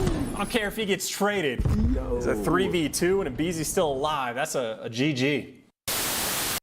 obviously having a big performance there over at that Train Hill. This guy is looking to finally really pick it up. He's had a few slower maps, but I guess he's finally caught his bearings. Now 16-9 and forcing the issue on the flank. He's inside of their face, as that's going to be 5 in a row. How about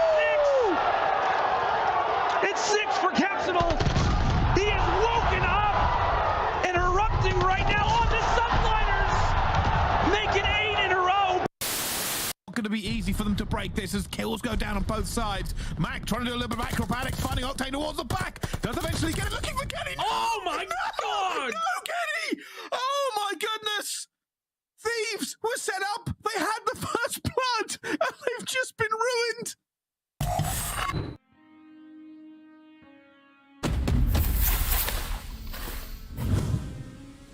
I have a plan. Crazy with the rage, dangerous and rage. Captain, never been afraid. Deadly with the aim. I ain't wanna take light. Look into my eyes. I'm a killer inside, coming for the prize. Do you really want these problems? I put you in that coffin, but I'm never Johnson. You quit this ain't to stop it. Hungry for the beef, leave you obsolete. See my lines deep, see me in the streets. If you want the heat, yeah.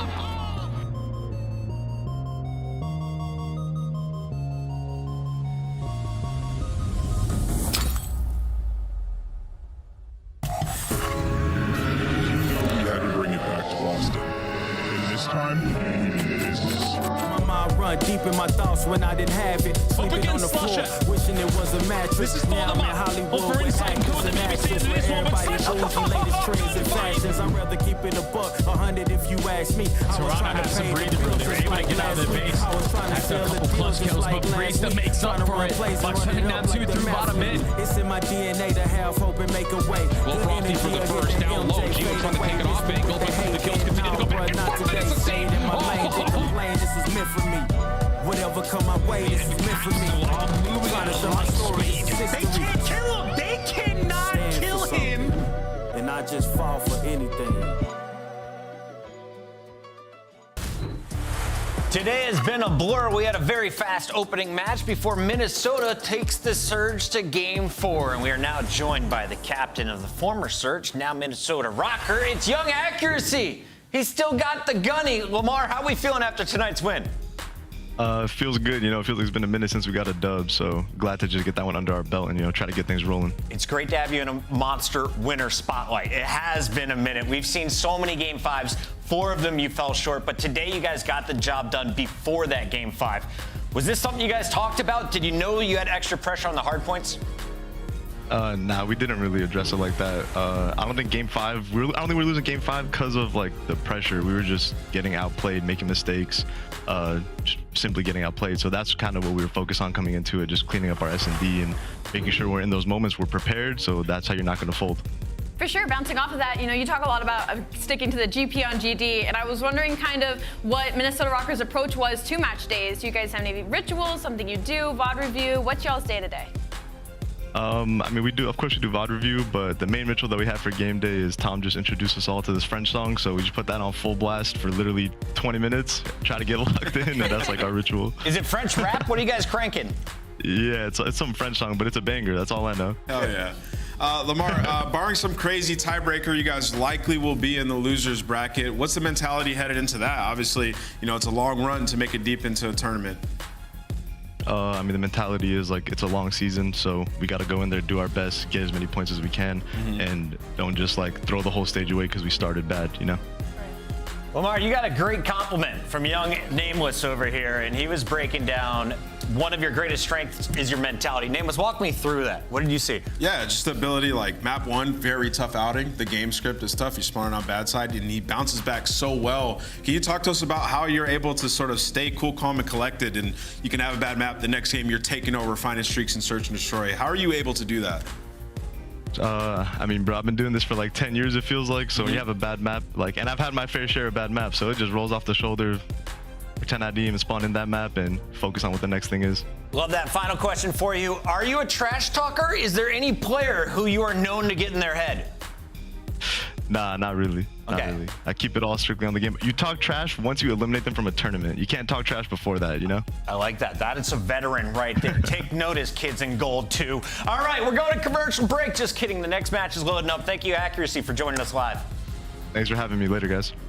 That's Accuracy. Minnesota is done, and they have a W in the win column. Big win tonight. We'll find out, though, if the upsets will continue or if it's going to be the top dogs beating up on the lower seeds as Atlanta FaZe is on a heater taking on Boston Breach. To be honest, I think this matchup actually historically has been pretty good between these two franchises. Even when it comes to Boston Breach having, different rosters throughout the years, they have Priesta on their team who has historically also played really well when it comes against Atlanta FaZe. Nameless, you got two ARs who are going up against their former squad, Slasher and Priesta, going up against the FaZe boys. They know each other in and out. How do you see the maps playing out, though? Yeah, I think Atlanta are trying some things out. They're trying to expand their search and destroy map pool on that terminal for game 2. We're finally going to get to see them play it. And also sub-base hardpoint, they're trying to expand. They're 1-4 on the map. They're by far their worst HP.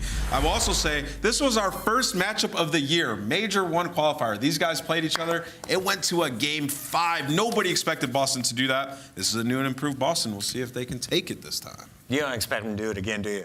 Push to a game 5? Yeah. I think so. Atlanta is on a 9-map heater. 3 of those were over Toronto. If you can do it to Toronto, you're definitely doing it to Boston.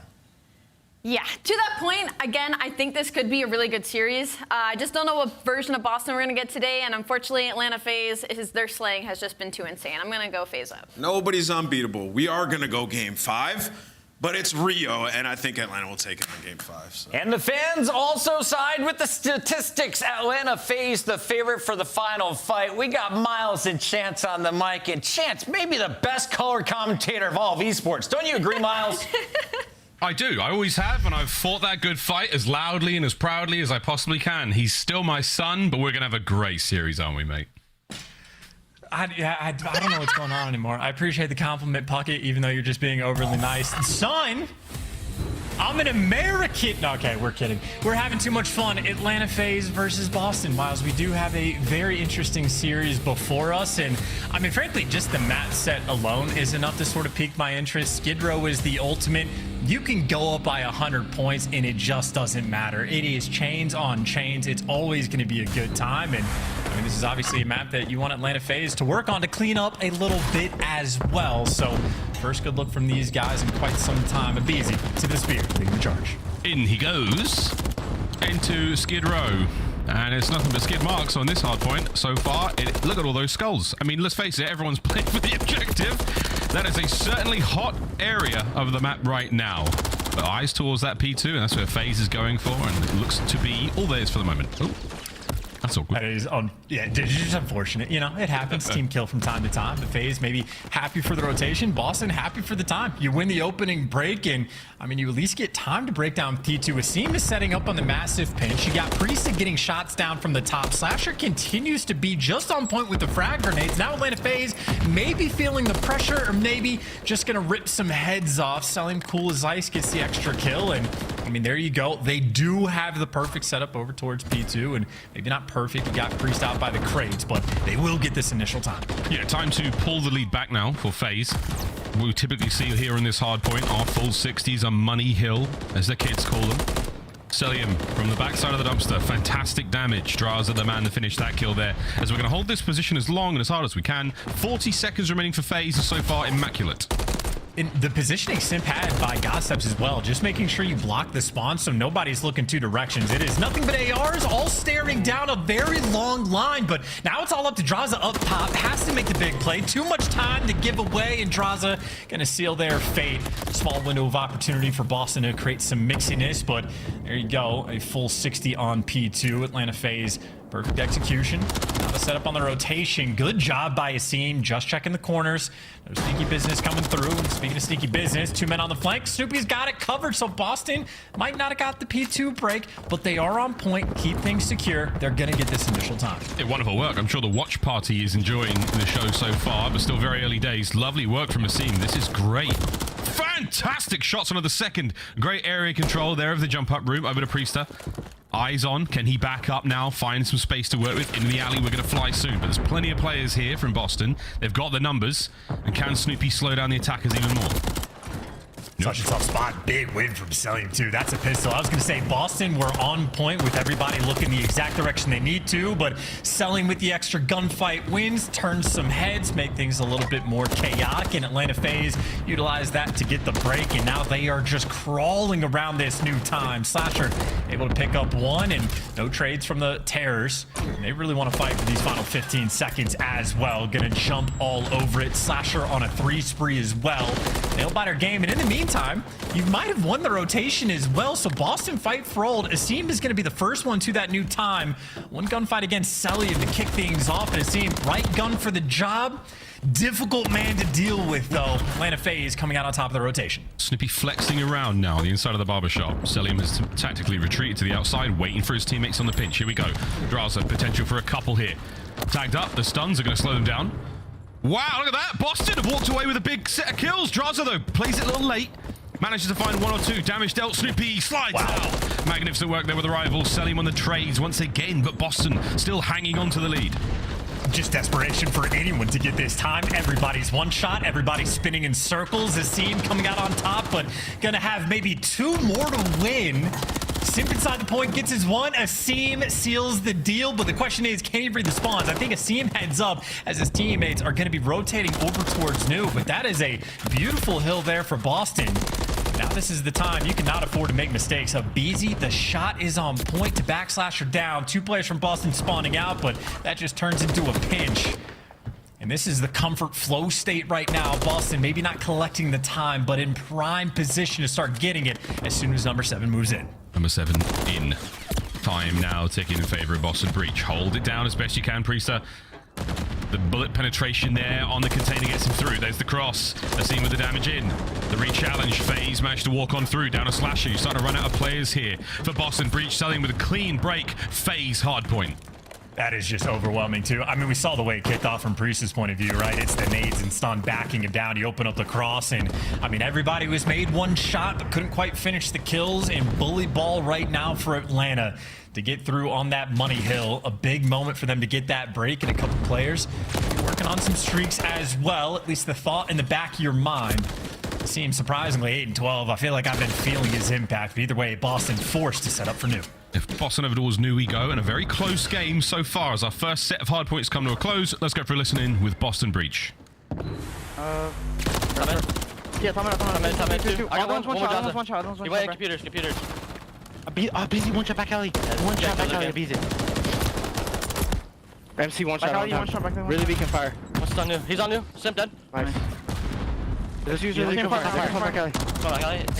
One more top on fire. I'll see top on. Who's left side? You left side. Play towards New. Alright, you guys. He's top left. Alright, that's good. I got one more. I got 10. I got 2, I think. Yeah, three. They're gonna come back alley. There's 3 guys. I can see take across. They can be garage. I'm 2 garage. Back alley dead. I'm gonna try to push out. One more computers are easy. There's 2. Alright, cool. Alright. Trying to push out crates. Yeah, here. Pick up a chest one. Trying to look around. Watch it. No, he's already top ticket. Top ticket. Crossing draws. He's one shot cross. I spawned back alley. Garage weak. Dumpster heady. Back crate. Top case weak, bro. Crossing garage. There's gonna be 2 back right, I think. On all them C1 computers. I think it's 5. Solid work out of Boston Breach. The tables have turned. They've got themselves P2 this time round. FaZe on an aggressive approach, though. A BZ Simp Draza now flying forward. Soupy's got to take care of as many as he can. He gets nothing. Damage dealt, though. Can FaZe hold on? Upstairs now they move. This could be a very, very important break. Oh, poor Priesta. Yep, overwhelmed, and there it goes. That was just an overwhelming show of force. Again, Atlanta FaZe on the bully ball front, even closing the doors to obstruct the line of sight to give you more time to set up for the kills. Atlanta FaZe on point in the flow state. You get the P2 break that you need, and it's moments like that that win you the game, and now it's just a victory lap. Picking them apart in the kill feed, Selim at his absolute finest. It's a low kill game, but the score for Atlanta FaZe soaring nice and high. Oh, indeed. Boston have been silenced in the second set. Pressure now on. Draz finding the kills. The back alley will be open for business momentarily. BZ set up now is being pressured there. Priester from the pinch. Hard points up. FaZe are cornered here. Simp could maybe make a play from the outside, but you've got to get the play going forward now. And Abizi, the trades are there. Snoopy finds 2. Still alive and kicking. There's the push. 1 man left on the point. And the best thing right now for Atlanta FaZe, they set up to break from this side. That way they can block the spawns and just get here quicker. So the trades are going to come out on top for them, but that's only if they get them. Priest wins a massive gunfight on the flank, and you talk about blocking the spawns. Draza no longer in the play on this new time. Boston re-break the hill, force Atlanta FaZe so far away that you're going to get these final 25 seconds almost guaranteed. The battle, though, for that new time. Cellium Credit corner. You know he's going to win it. 19-9. He does the little things right. 15 seconds remaining on the back alley. Slasher's got a lot to contend with here. Only gets one. That's going to be a nice bit of time for FaZe, though, in the business end here of the hard point. As Boston over towards the barbershop again. First go around. Very, very exciting. Let's see if Boston can hold it here. That's the good start. Snoopy cracked out inside the hills, so much so that he's nearly nading himself, juking in the player cam and in game. But Atlanta FaZe triple hit through the back. It's the square up. They got the trophies. They're going for the chow, but maybe going into the blender. Maybe a standoff moment as well. It happens occasionally on the barbershop, but with Cellium, it's never comfortable. Very important, though, to keep the contest going. Simp! Oh, big damage. The second man. Simp finds two. There's the contest continuing. FaZe are holding on. Boston, last man. Slasher gets it. Trades are there. Abizi instantly into the chow. My God, non-stop. Draws it down. Priest it in. Trades on trades. 25 for the win. Yeah, but they're going to get through, too. You put so much effort into this old time that you just let so many players out through Garage over towards P5. Maybe a moment of overcommitment there from Boston, who are now going to be forced to flood, potentially into death. Asim maybe can create a 1-versus-1 player spawning bottom Garage, but Abizi is going to be by himself for at least a little bit of time. But while he's buying the reinforcements, his teammates get the cleanup kills, shoot some players in the back, and now get cornered up. Atlanta FaZe funneling through one direction, and the teamwork in the end was perfect. Atlanta FaZe handled map 1 well. Things looking good on Skid Row. There we go. Skid Row comes to a close, and it was an admirable run from Boston to start things off. But again, FaZe, we saw the same thing yesterday on Invasion. Once they get going, there is simply no stopping them. That is map 1 in the books. FaZe take the lead. And they really do just have a level of consistency in the gameplay in terms of always being ahead of the action, making the right plays. Like Abizi, his reputation is to just fly, be hyper aggressive, go in, be the entry sub, pick up 2 pieces. But in the moments where he's the first guy rotating over towards P3, we're watching him camp out in like the laundry, the AS&D site for 20 seconds, waiting for the right timing to make the breaks, making sure he's blocking spawn. So, I mean, Abizi might have only gone 13 and 21, but he's still making the correct plays on the map. And of course, as is typical for Skid Row, it really does come down to P2. The first go around, Boston almost did enough for the break for a 1v1 between Draza and Priesta up top. Draza has the advantage. He gets the kill, and that buys you an extra 30 seconds. And of course, on the second P2, Atlanta FaZe just steamroll it and get the break. So it is the money hill for the reason. Atlanta FaZe handle it better, and nice little comfortable win towards the end. I mean, it really is, as you can see here, when this was the lead change from FaZe. After that, they never looked back. That P2 so important for so many reasons. The biggest gap we saw there in the second set as well. Time and time again there on Skid Row, it is the decider. But FaZe walk away with a 250-174 victory in the end here, and that is going to be the highlights, ladies and gents. A hell of a lot of red in this. Absolutely. I mean, again, credit to Boston, though. They did play super well towards the start. Again, the biggest sort of flawed moments were at P2. Maybe an overcommitment on the P5, from the barbershop hill towards the end. But at that point, it's just a mix fest. It is going to be uncomfortably difficult to try to manage everything that you need to in these sort of final moments, because you can see the amount of pressure that FaZe is just putting on at any given time. Even for like the barbershop hill, where you're like laying down behind a wall and Cellium is just constantly getting tags like through the wall on top of you.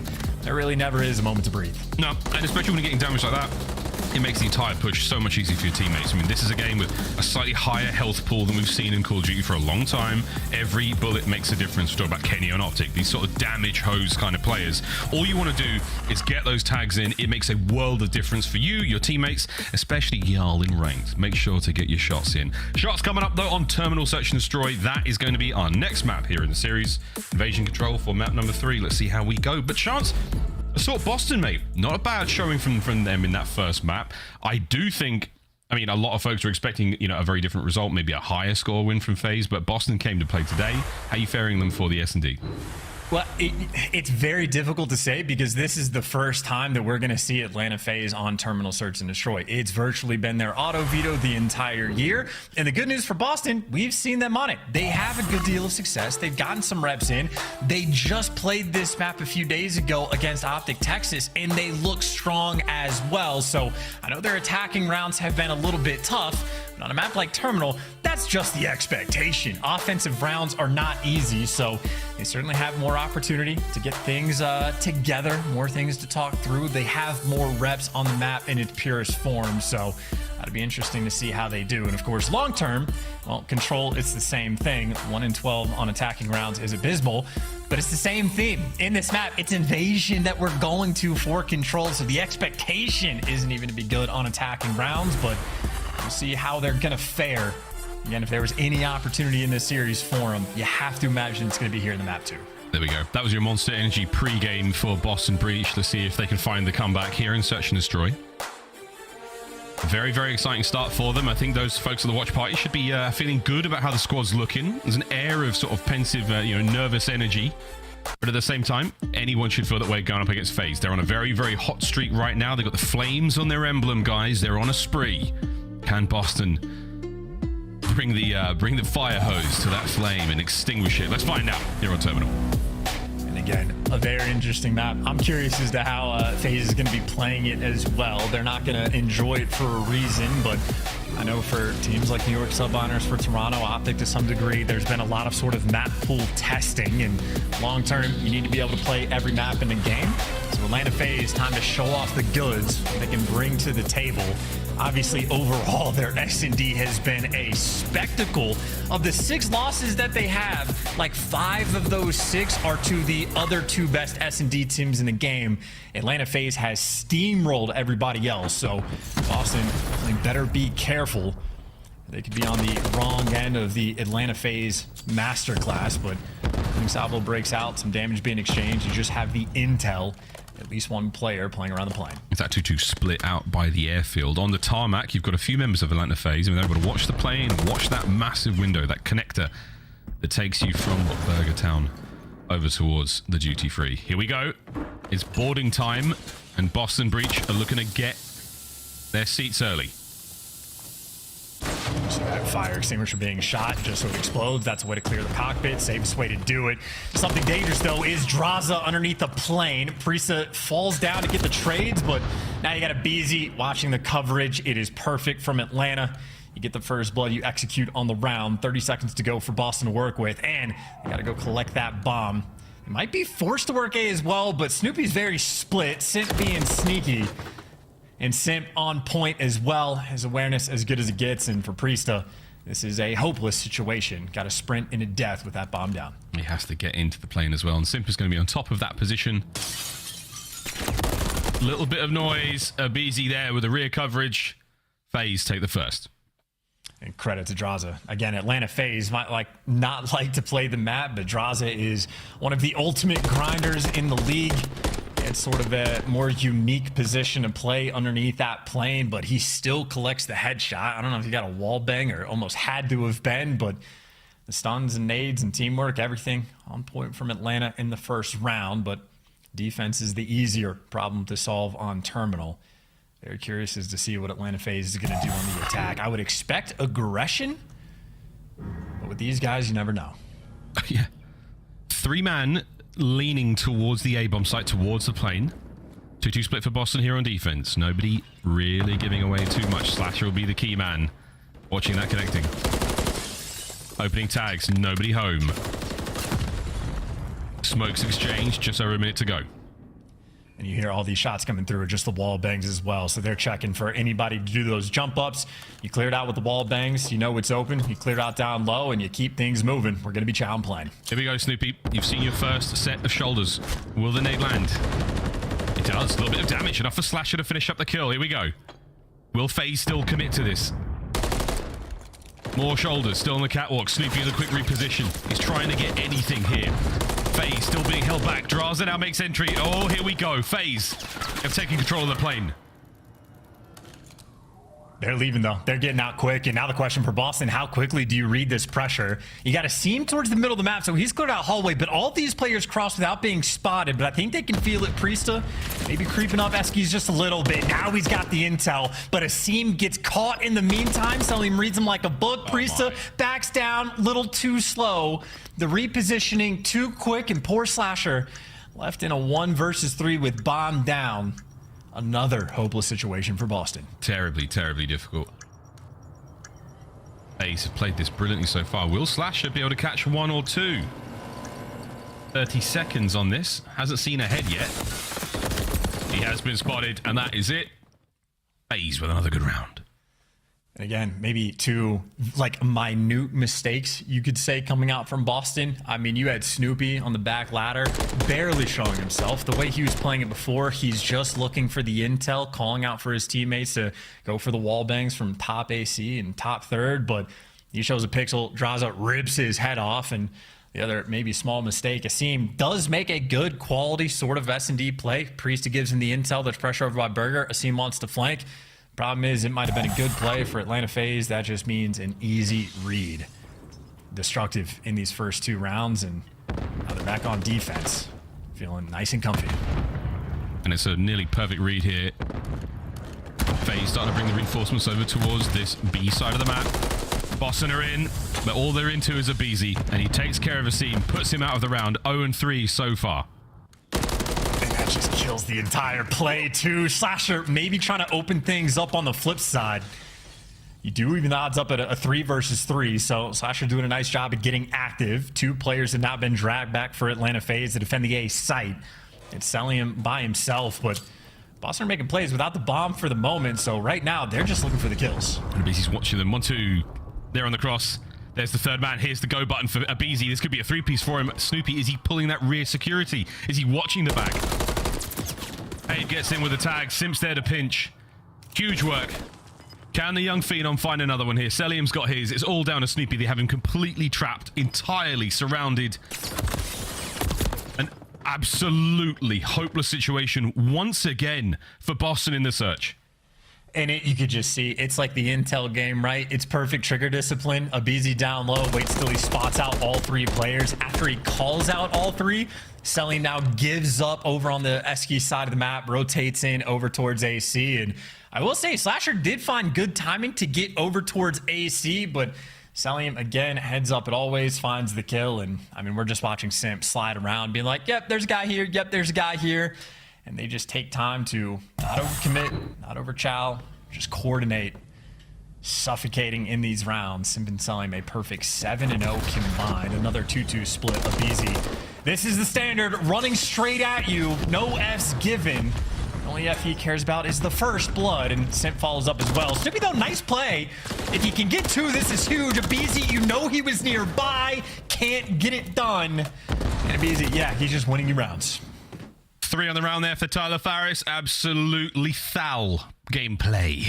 Oh my god. I mean, look, we're running out of ways to describe FaZe. This is so devastating.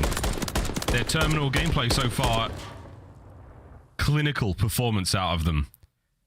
Whether it's, you know, suffocating Boston Breach 3 rounds in a row, lightning aggression there from Abizi. The first 3 kills that go his way, magnificent stuff. What will we see here as Boston Breach are still in danger here on terminal?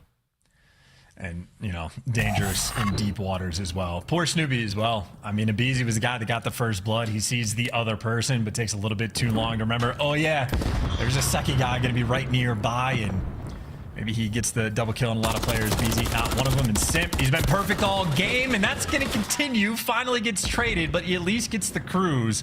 3 versus 3, and I mean, look at it, the setup from Atlanta FaZe. They're all nearby. They've run underneath the plane. They're always in the right spot. A 2v2 and a BZ tagged up, but you don't trade him out. He gets out with his life, and he's got Selim for the backup. Stays alive. Perfect play around those shipping containers. Snoopy and Priesta now trying to get back on the plane. They've embarked for now, trying to recover the bomb. Snoopy's equipped for the gunfight. Doesn't through a shoulder. Celium guns them both. Unbelievable. We'll see the kill cam for that one. MC closes the round out. We're looking at a perfect 6-0. I mean, that is the most immaculate, perfect centering you could ask for. Celium, what a 2. I mean, drop shotting through his plane seats, through their plane seats, doesn't make a difference. He does not miss a bullet. Yeah, this is kind of as expected, I suppose, for Terminal S&D.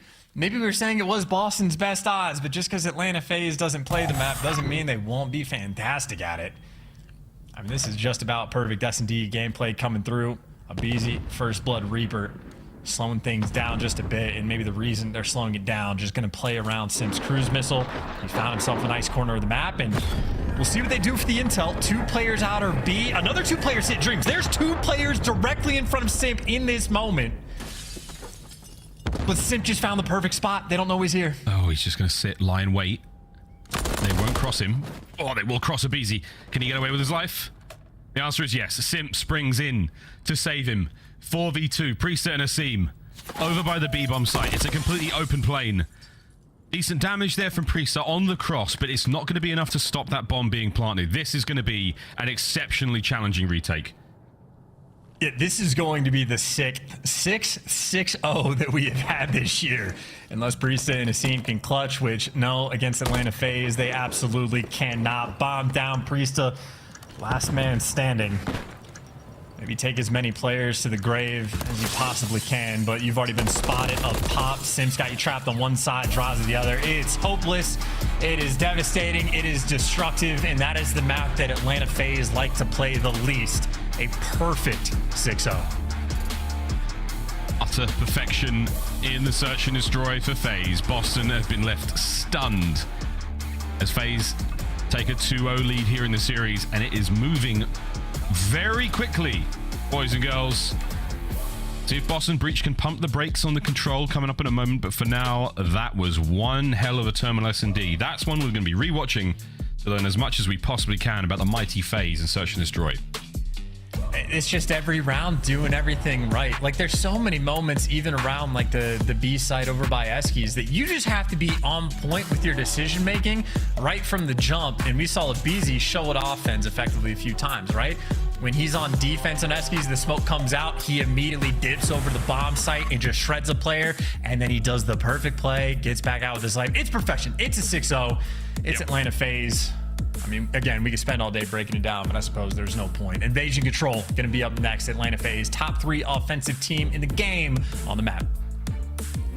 That's as good as it gets. What, Invasion Control coming up now? We're going to see a very, very quick commercial break before we get into the matchup. But so far, a fantastic look from Atlanta FaZe. They're absolutely ripping. Can Boston Breach find the resolve and turn this ship around? One map is all it's going to take to get themselves into it.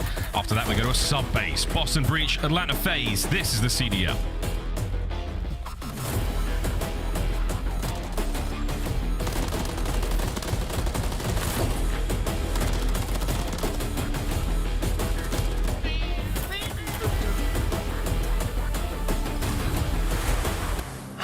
Start the season strong with the Call of Duty League Pack.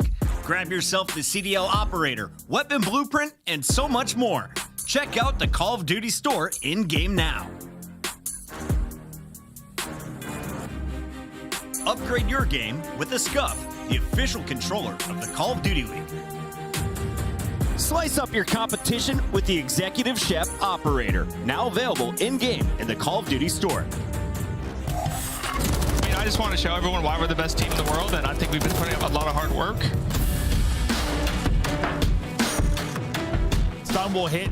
Just Abizi does a good job not giving him the one-on-one, then gets his head ripped, hits some great shots. Awakening tagged down to weak, but it's Awakening that's able to win it. That is a clutch and a half in round 1. Purge, he found the right moment to snap, and trades are going to be there. Purge gets the double kill as well. Purge going to hold it down from the top right side. He was the one that really broke through over towards P1, and he might be the reason that Vegas Legion win this game.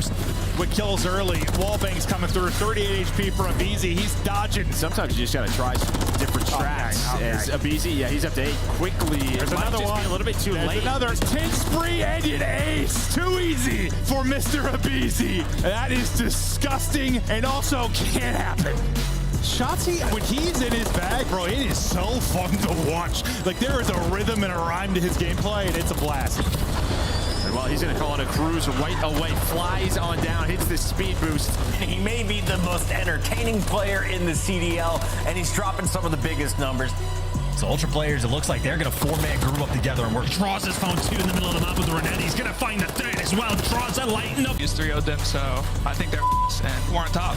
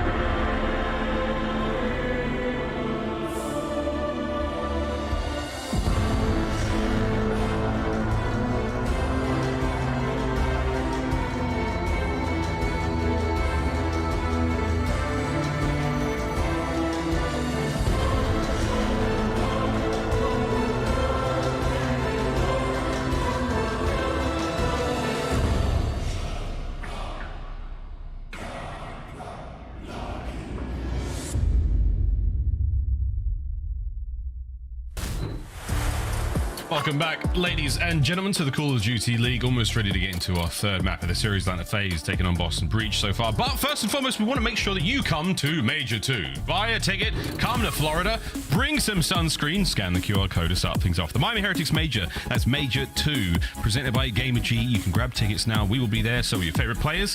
And ladies and gentlemen, one team that's going to be there is going to be Atlanta FaZe. Let's face it, Chance, they're absolutely disgusting. We have a very, very top-heavy league right now, and these boys may be the very tippity top of that.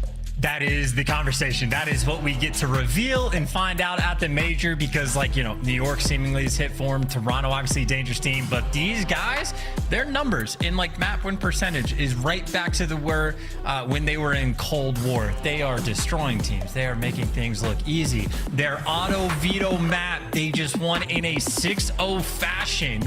I mean, what, an 8 KD, a 7 KD from Simp? I don't know how many first bloods he got, but anything these two players wanted to do in map 2, they did to perfection. Absolutely. The Terrors have been terrorizing the league for a very, very long time.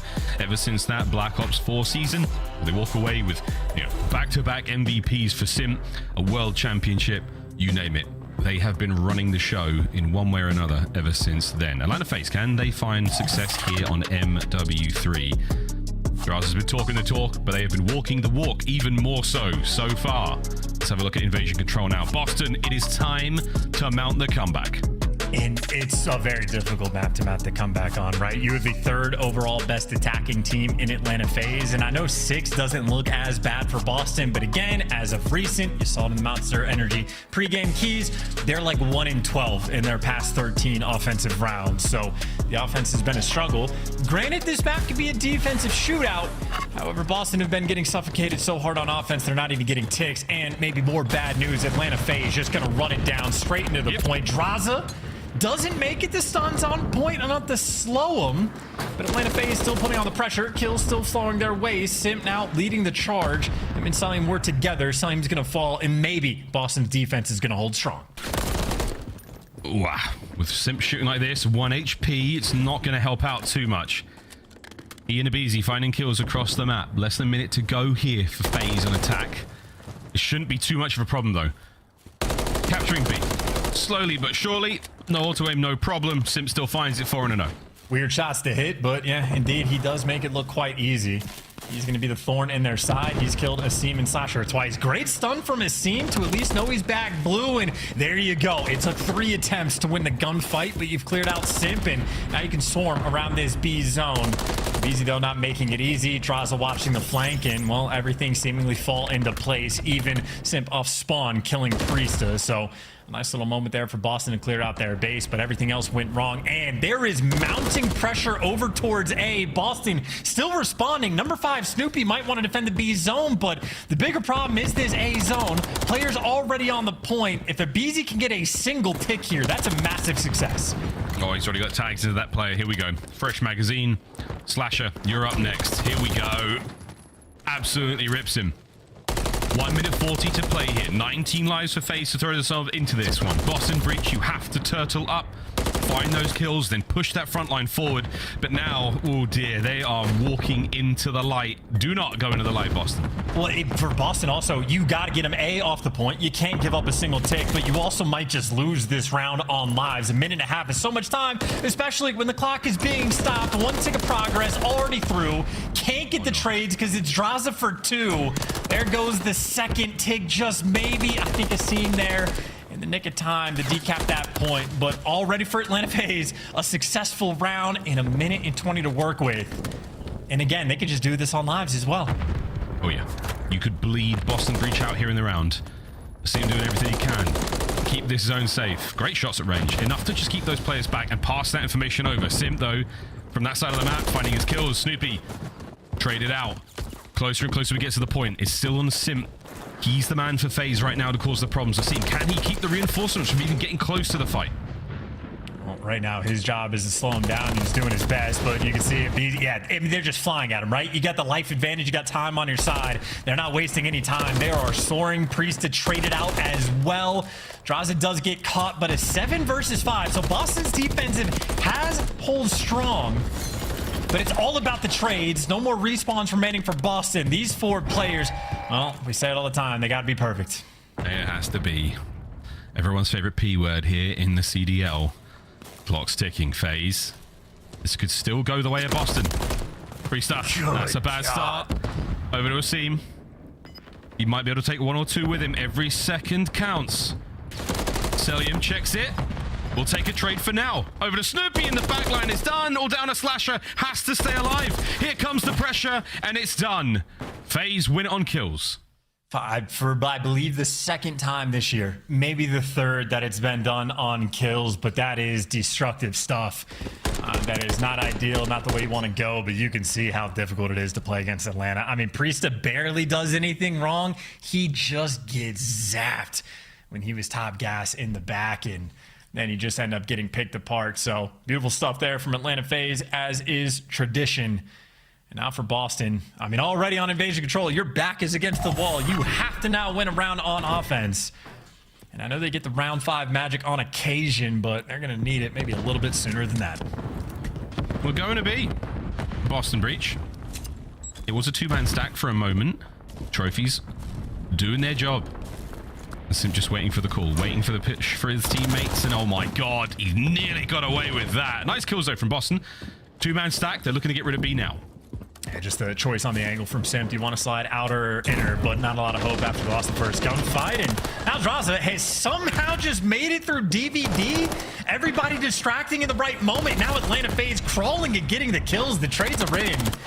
And that's an awkward moment where Draza just finds the one opening. And Boston, as is tradition, back to square one. Back to Palace and back to dealing with Simp, whose rival 9 shot looks better than mine with any weapon ever. That rival 9 shot certainly isn't shy. Let me tell you that, boys and girls. 2 segments at B, though, is what Boston can walk away with thus far. Abizi's looking to walk away with a couple of kills. Nice work from Asim. Stays alive. Slasher by the 8th Street. Tags in. Suppresses Draza. Makes him fall back. The front line starting to shift a little bit in Boston's favor for now. Boston just has to find an opening. I mean, they're leaning more towards the A zone, which is partially open, but still players watching the cross. Priesta tagged up in 1 shot. That's a Beezy there for the cleanup kills. So the only open avenue of attack, well, that has been simply sealed shut. And now Snoopy, I mean, it's just team shots. It's everybody coming through. It's someone's getting the tag, someone else is cleaning up the kills, or Draza winning the gunfight himself. Stress-free on defense. 1 bad moment for Boston. You know how things collapse. Or can they punch through, though? Snoopy, he's so hurt. Manages to win the fight. Last man on the point is now Cell. Can he win it? Oh my god, he finds one more on the pinch. Here comes a BZ. Point 4. Snoopy holds. This might be an opportunity. Stay alive, Snoopy. Don't let him bring you down. Hold the point. Ah, he got off. No, he didn't. Ah, the nade. That's the round. FaZe. Keep it together as Snoopy does everything humanly possible.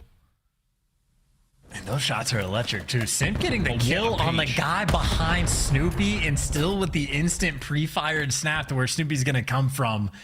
I mean, that might be Simp killing the guy with the trophy as well, trying to get that last-ditch effort attempt in there, but that is just too painful of a round. And again, we saw it from Draz's point of view. He just slides in from DVD alley, straight to the point, uncontested.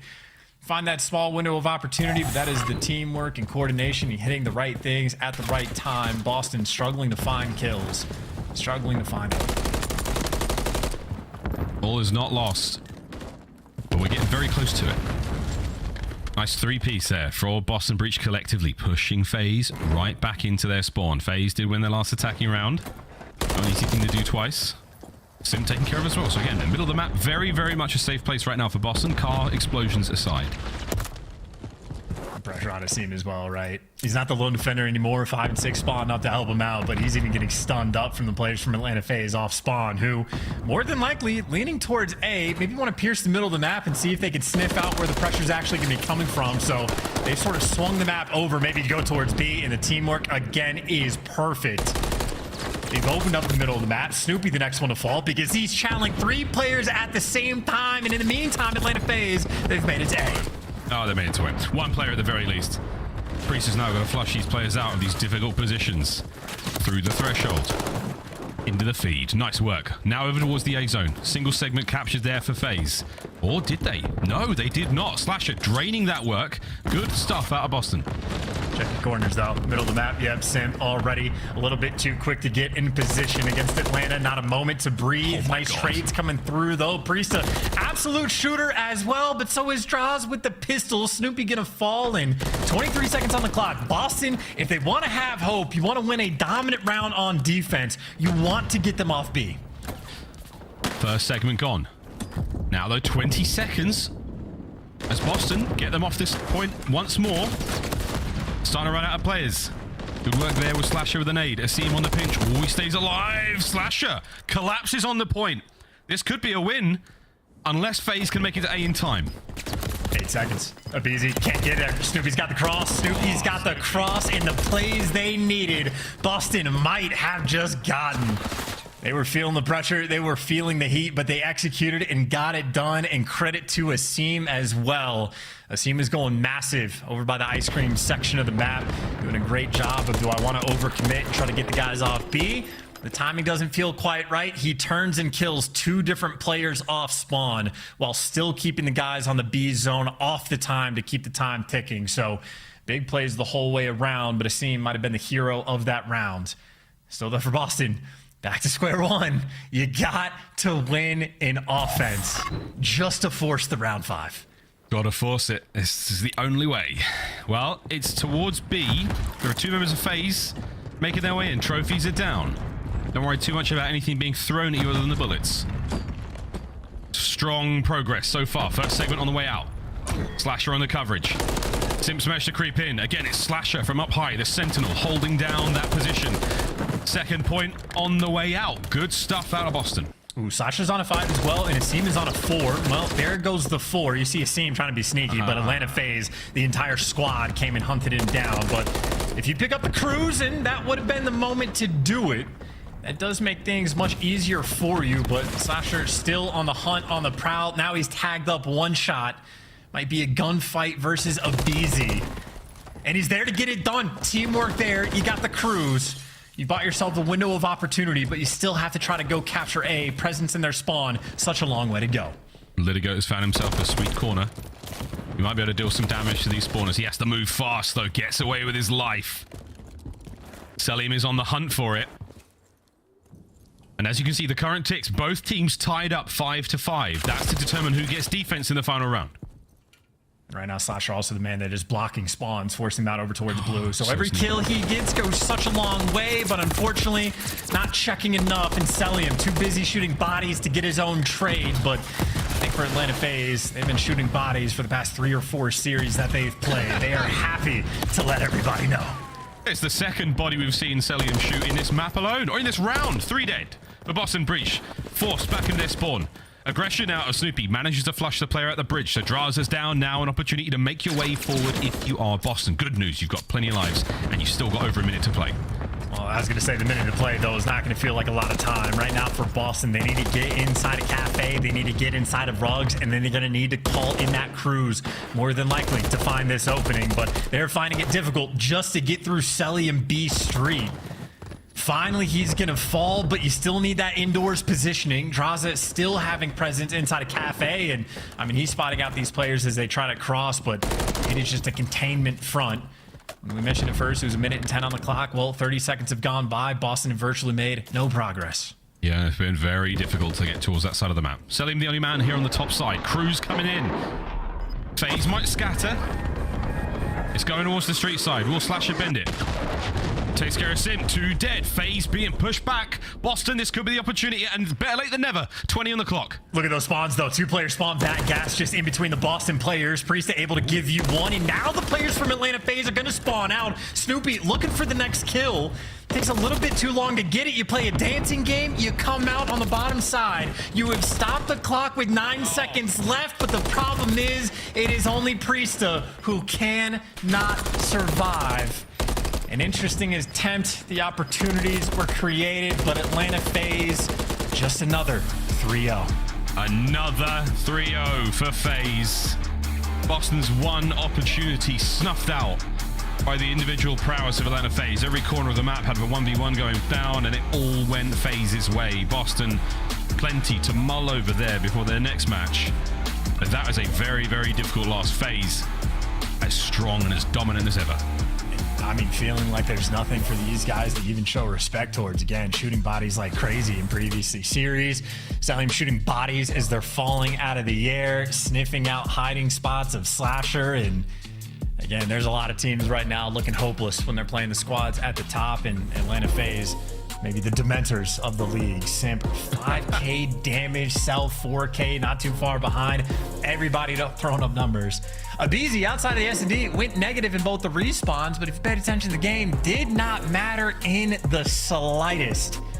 That is destructive stuff there from Atlanta FaZe. Business as usual, and a terrifying map pool that they might be showing off. Their auto veto, they got a 6-0. That is a statement and a half. Yeah, the terminal was certainly something to behold. Well done to FaZe for that one, 6-0. There's not a single map that they're really showing too many signs of weakness on. And that is it, mate. FaZe, disgusting work there. 3-0. They make short work of Boston Breach. Myself and Chance, thanks very much for hanging out, guys, and having a good time. Desk, take it away. Atlanta FaZe, welcome to the Miami Grand Finals. I think that's the conversation we're having inside of this building. They are now 12-0 map count after dropping to the Subliners in a Game 5. And this Boston team that they just hot 3-0'd, this took Optic to a round 11 Game 5 less than 24 hours ago. Atlanta showing some separation in the top ranks. I mean, as we headed into the pre-match setup, I was like, you know, this is usually a close tale between these two teams, but Atlanta FaZe has just been not only outplaying everybody, but outslaying them as well. And unfortunately, Boston felt the absolute brunt of this throughout the entirety of this series, specifically in those respawns. I mean, they just got outslayed out the box. Even in that final round, Boston gave themselves an opportunity to force a round number 5. They had 2 players on the point, but they just get gunned from over-challenge. So unfortunately for the Boston Breach, their gunny just can't handle with the Atlanta FaZe. Nameless, can you break it down for me? What does it mean when one player shoots another player's dead body? Yeah, it could mean an assortment of things. I think in this one, it was like, listen, stop camping corners, get off your belly. It don't matter. I'm going to find you. Like, we are better than you. And they were all doing it. Draza was lighting people up. Like, we saw Celium doing it left and right. They've been on a tear these last couple series. But yeah, for Atlanta, you know, is this the sassiest we've seen MacArthur? Yes, by far. Draza's bringing some life to Atlanta. I love to see it. The toxicity is flowing.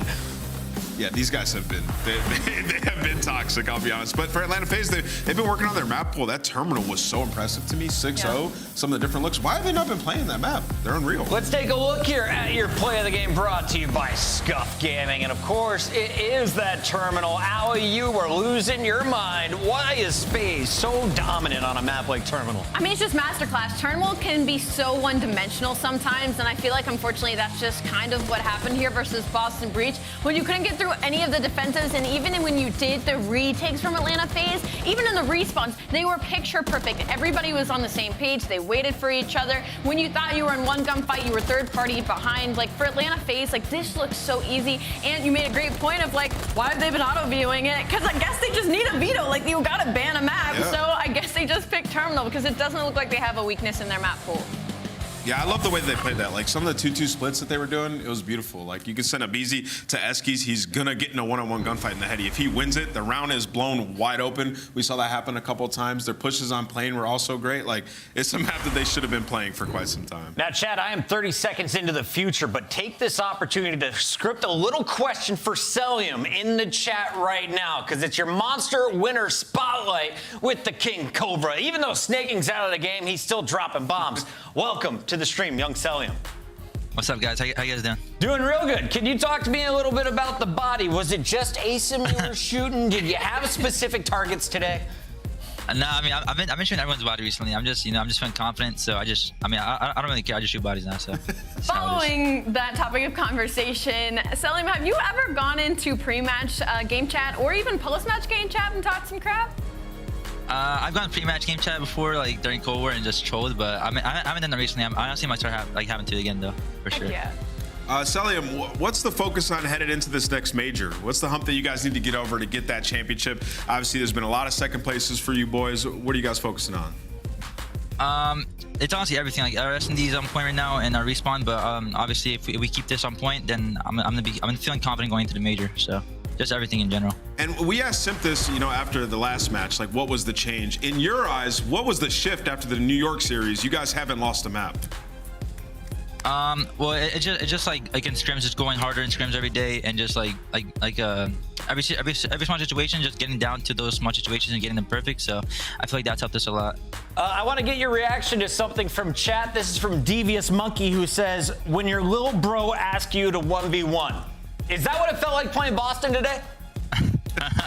I guess we can put it that way, yeah. Devious Monkey is now an Atlanta fan, and I love you guys playing the villain role. Final question for you: when you get to Miami, if you hear those boos from the crowd, does it affect you in game?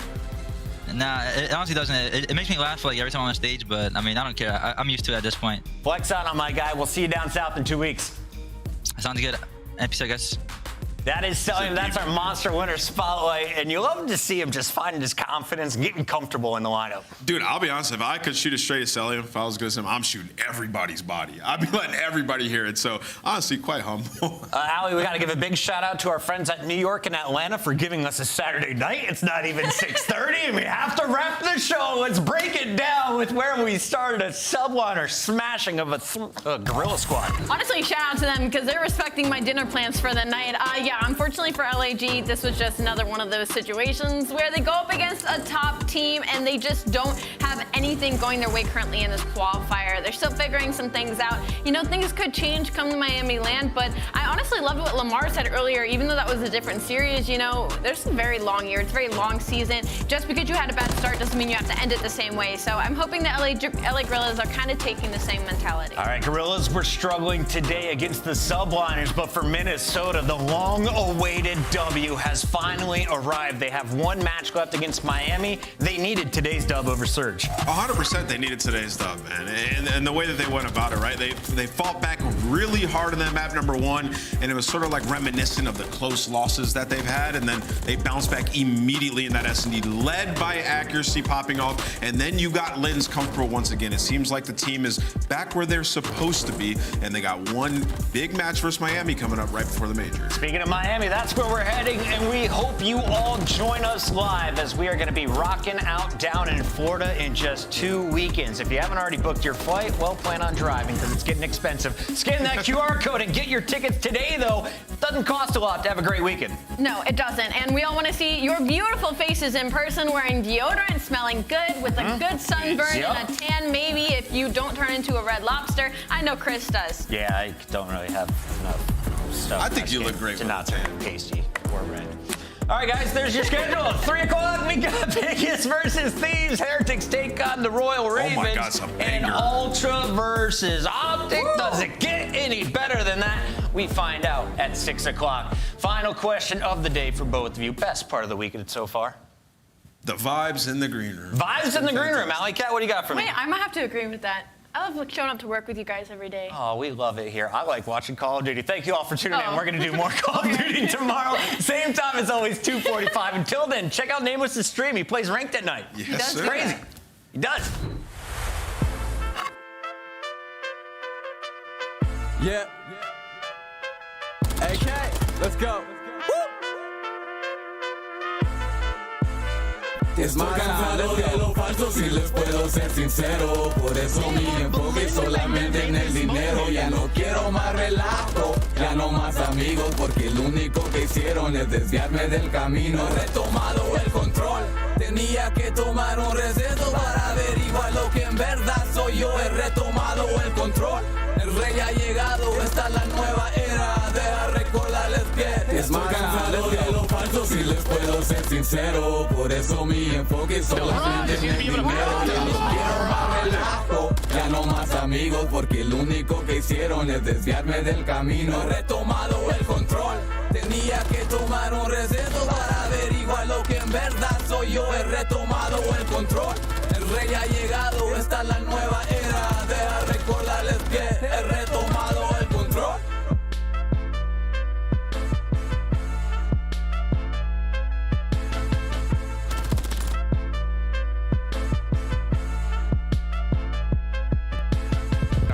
Oh, no. Kill him, kill him. Go find him. Find him, Kiss. Fuck Kiss. Find him, I'm fired up. What's he doing? Bling! I gotta kill you, bitch! Bro, we are never getting a real record.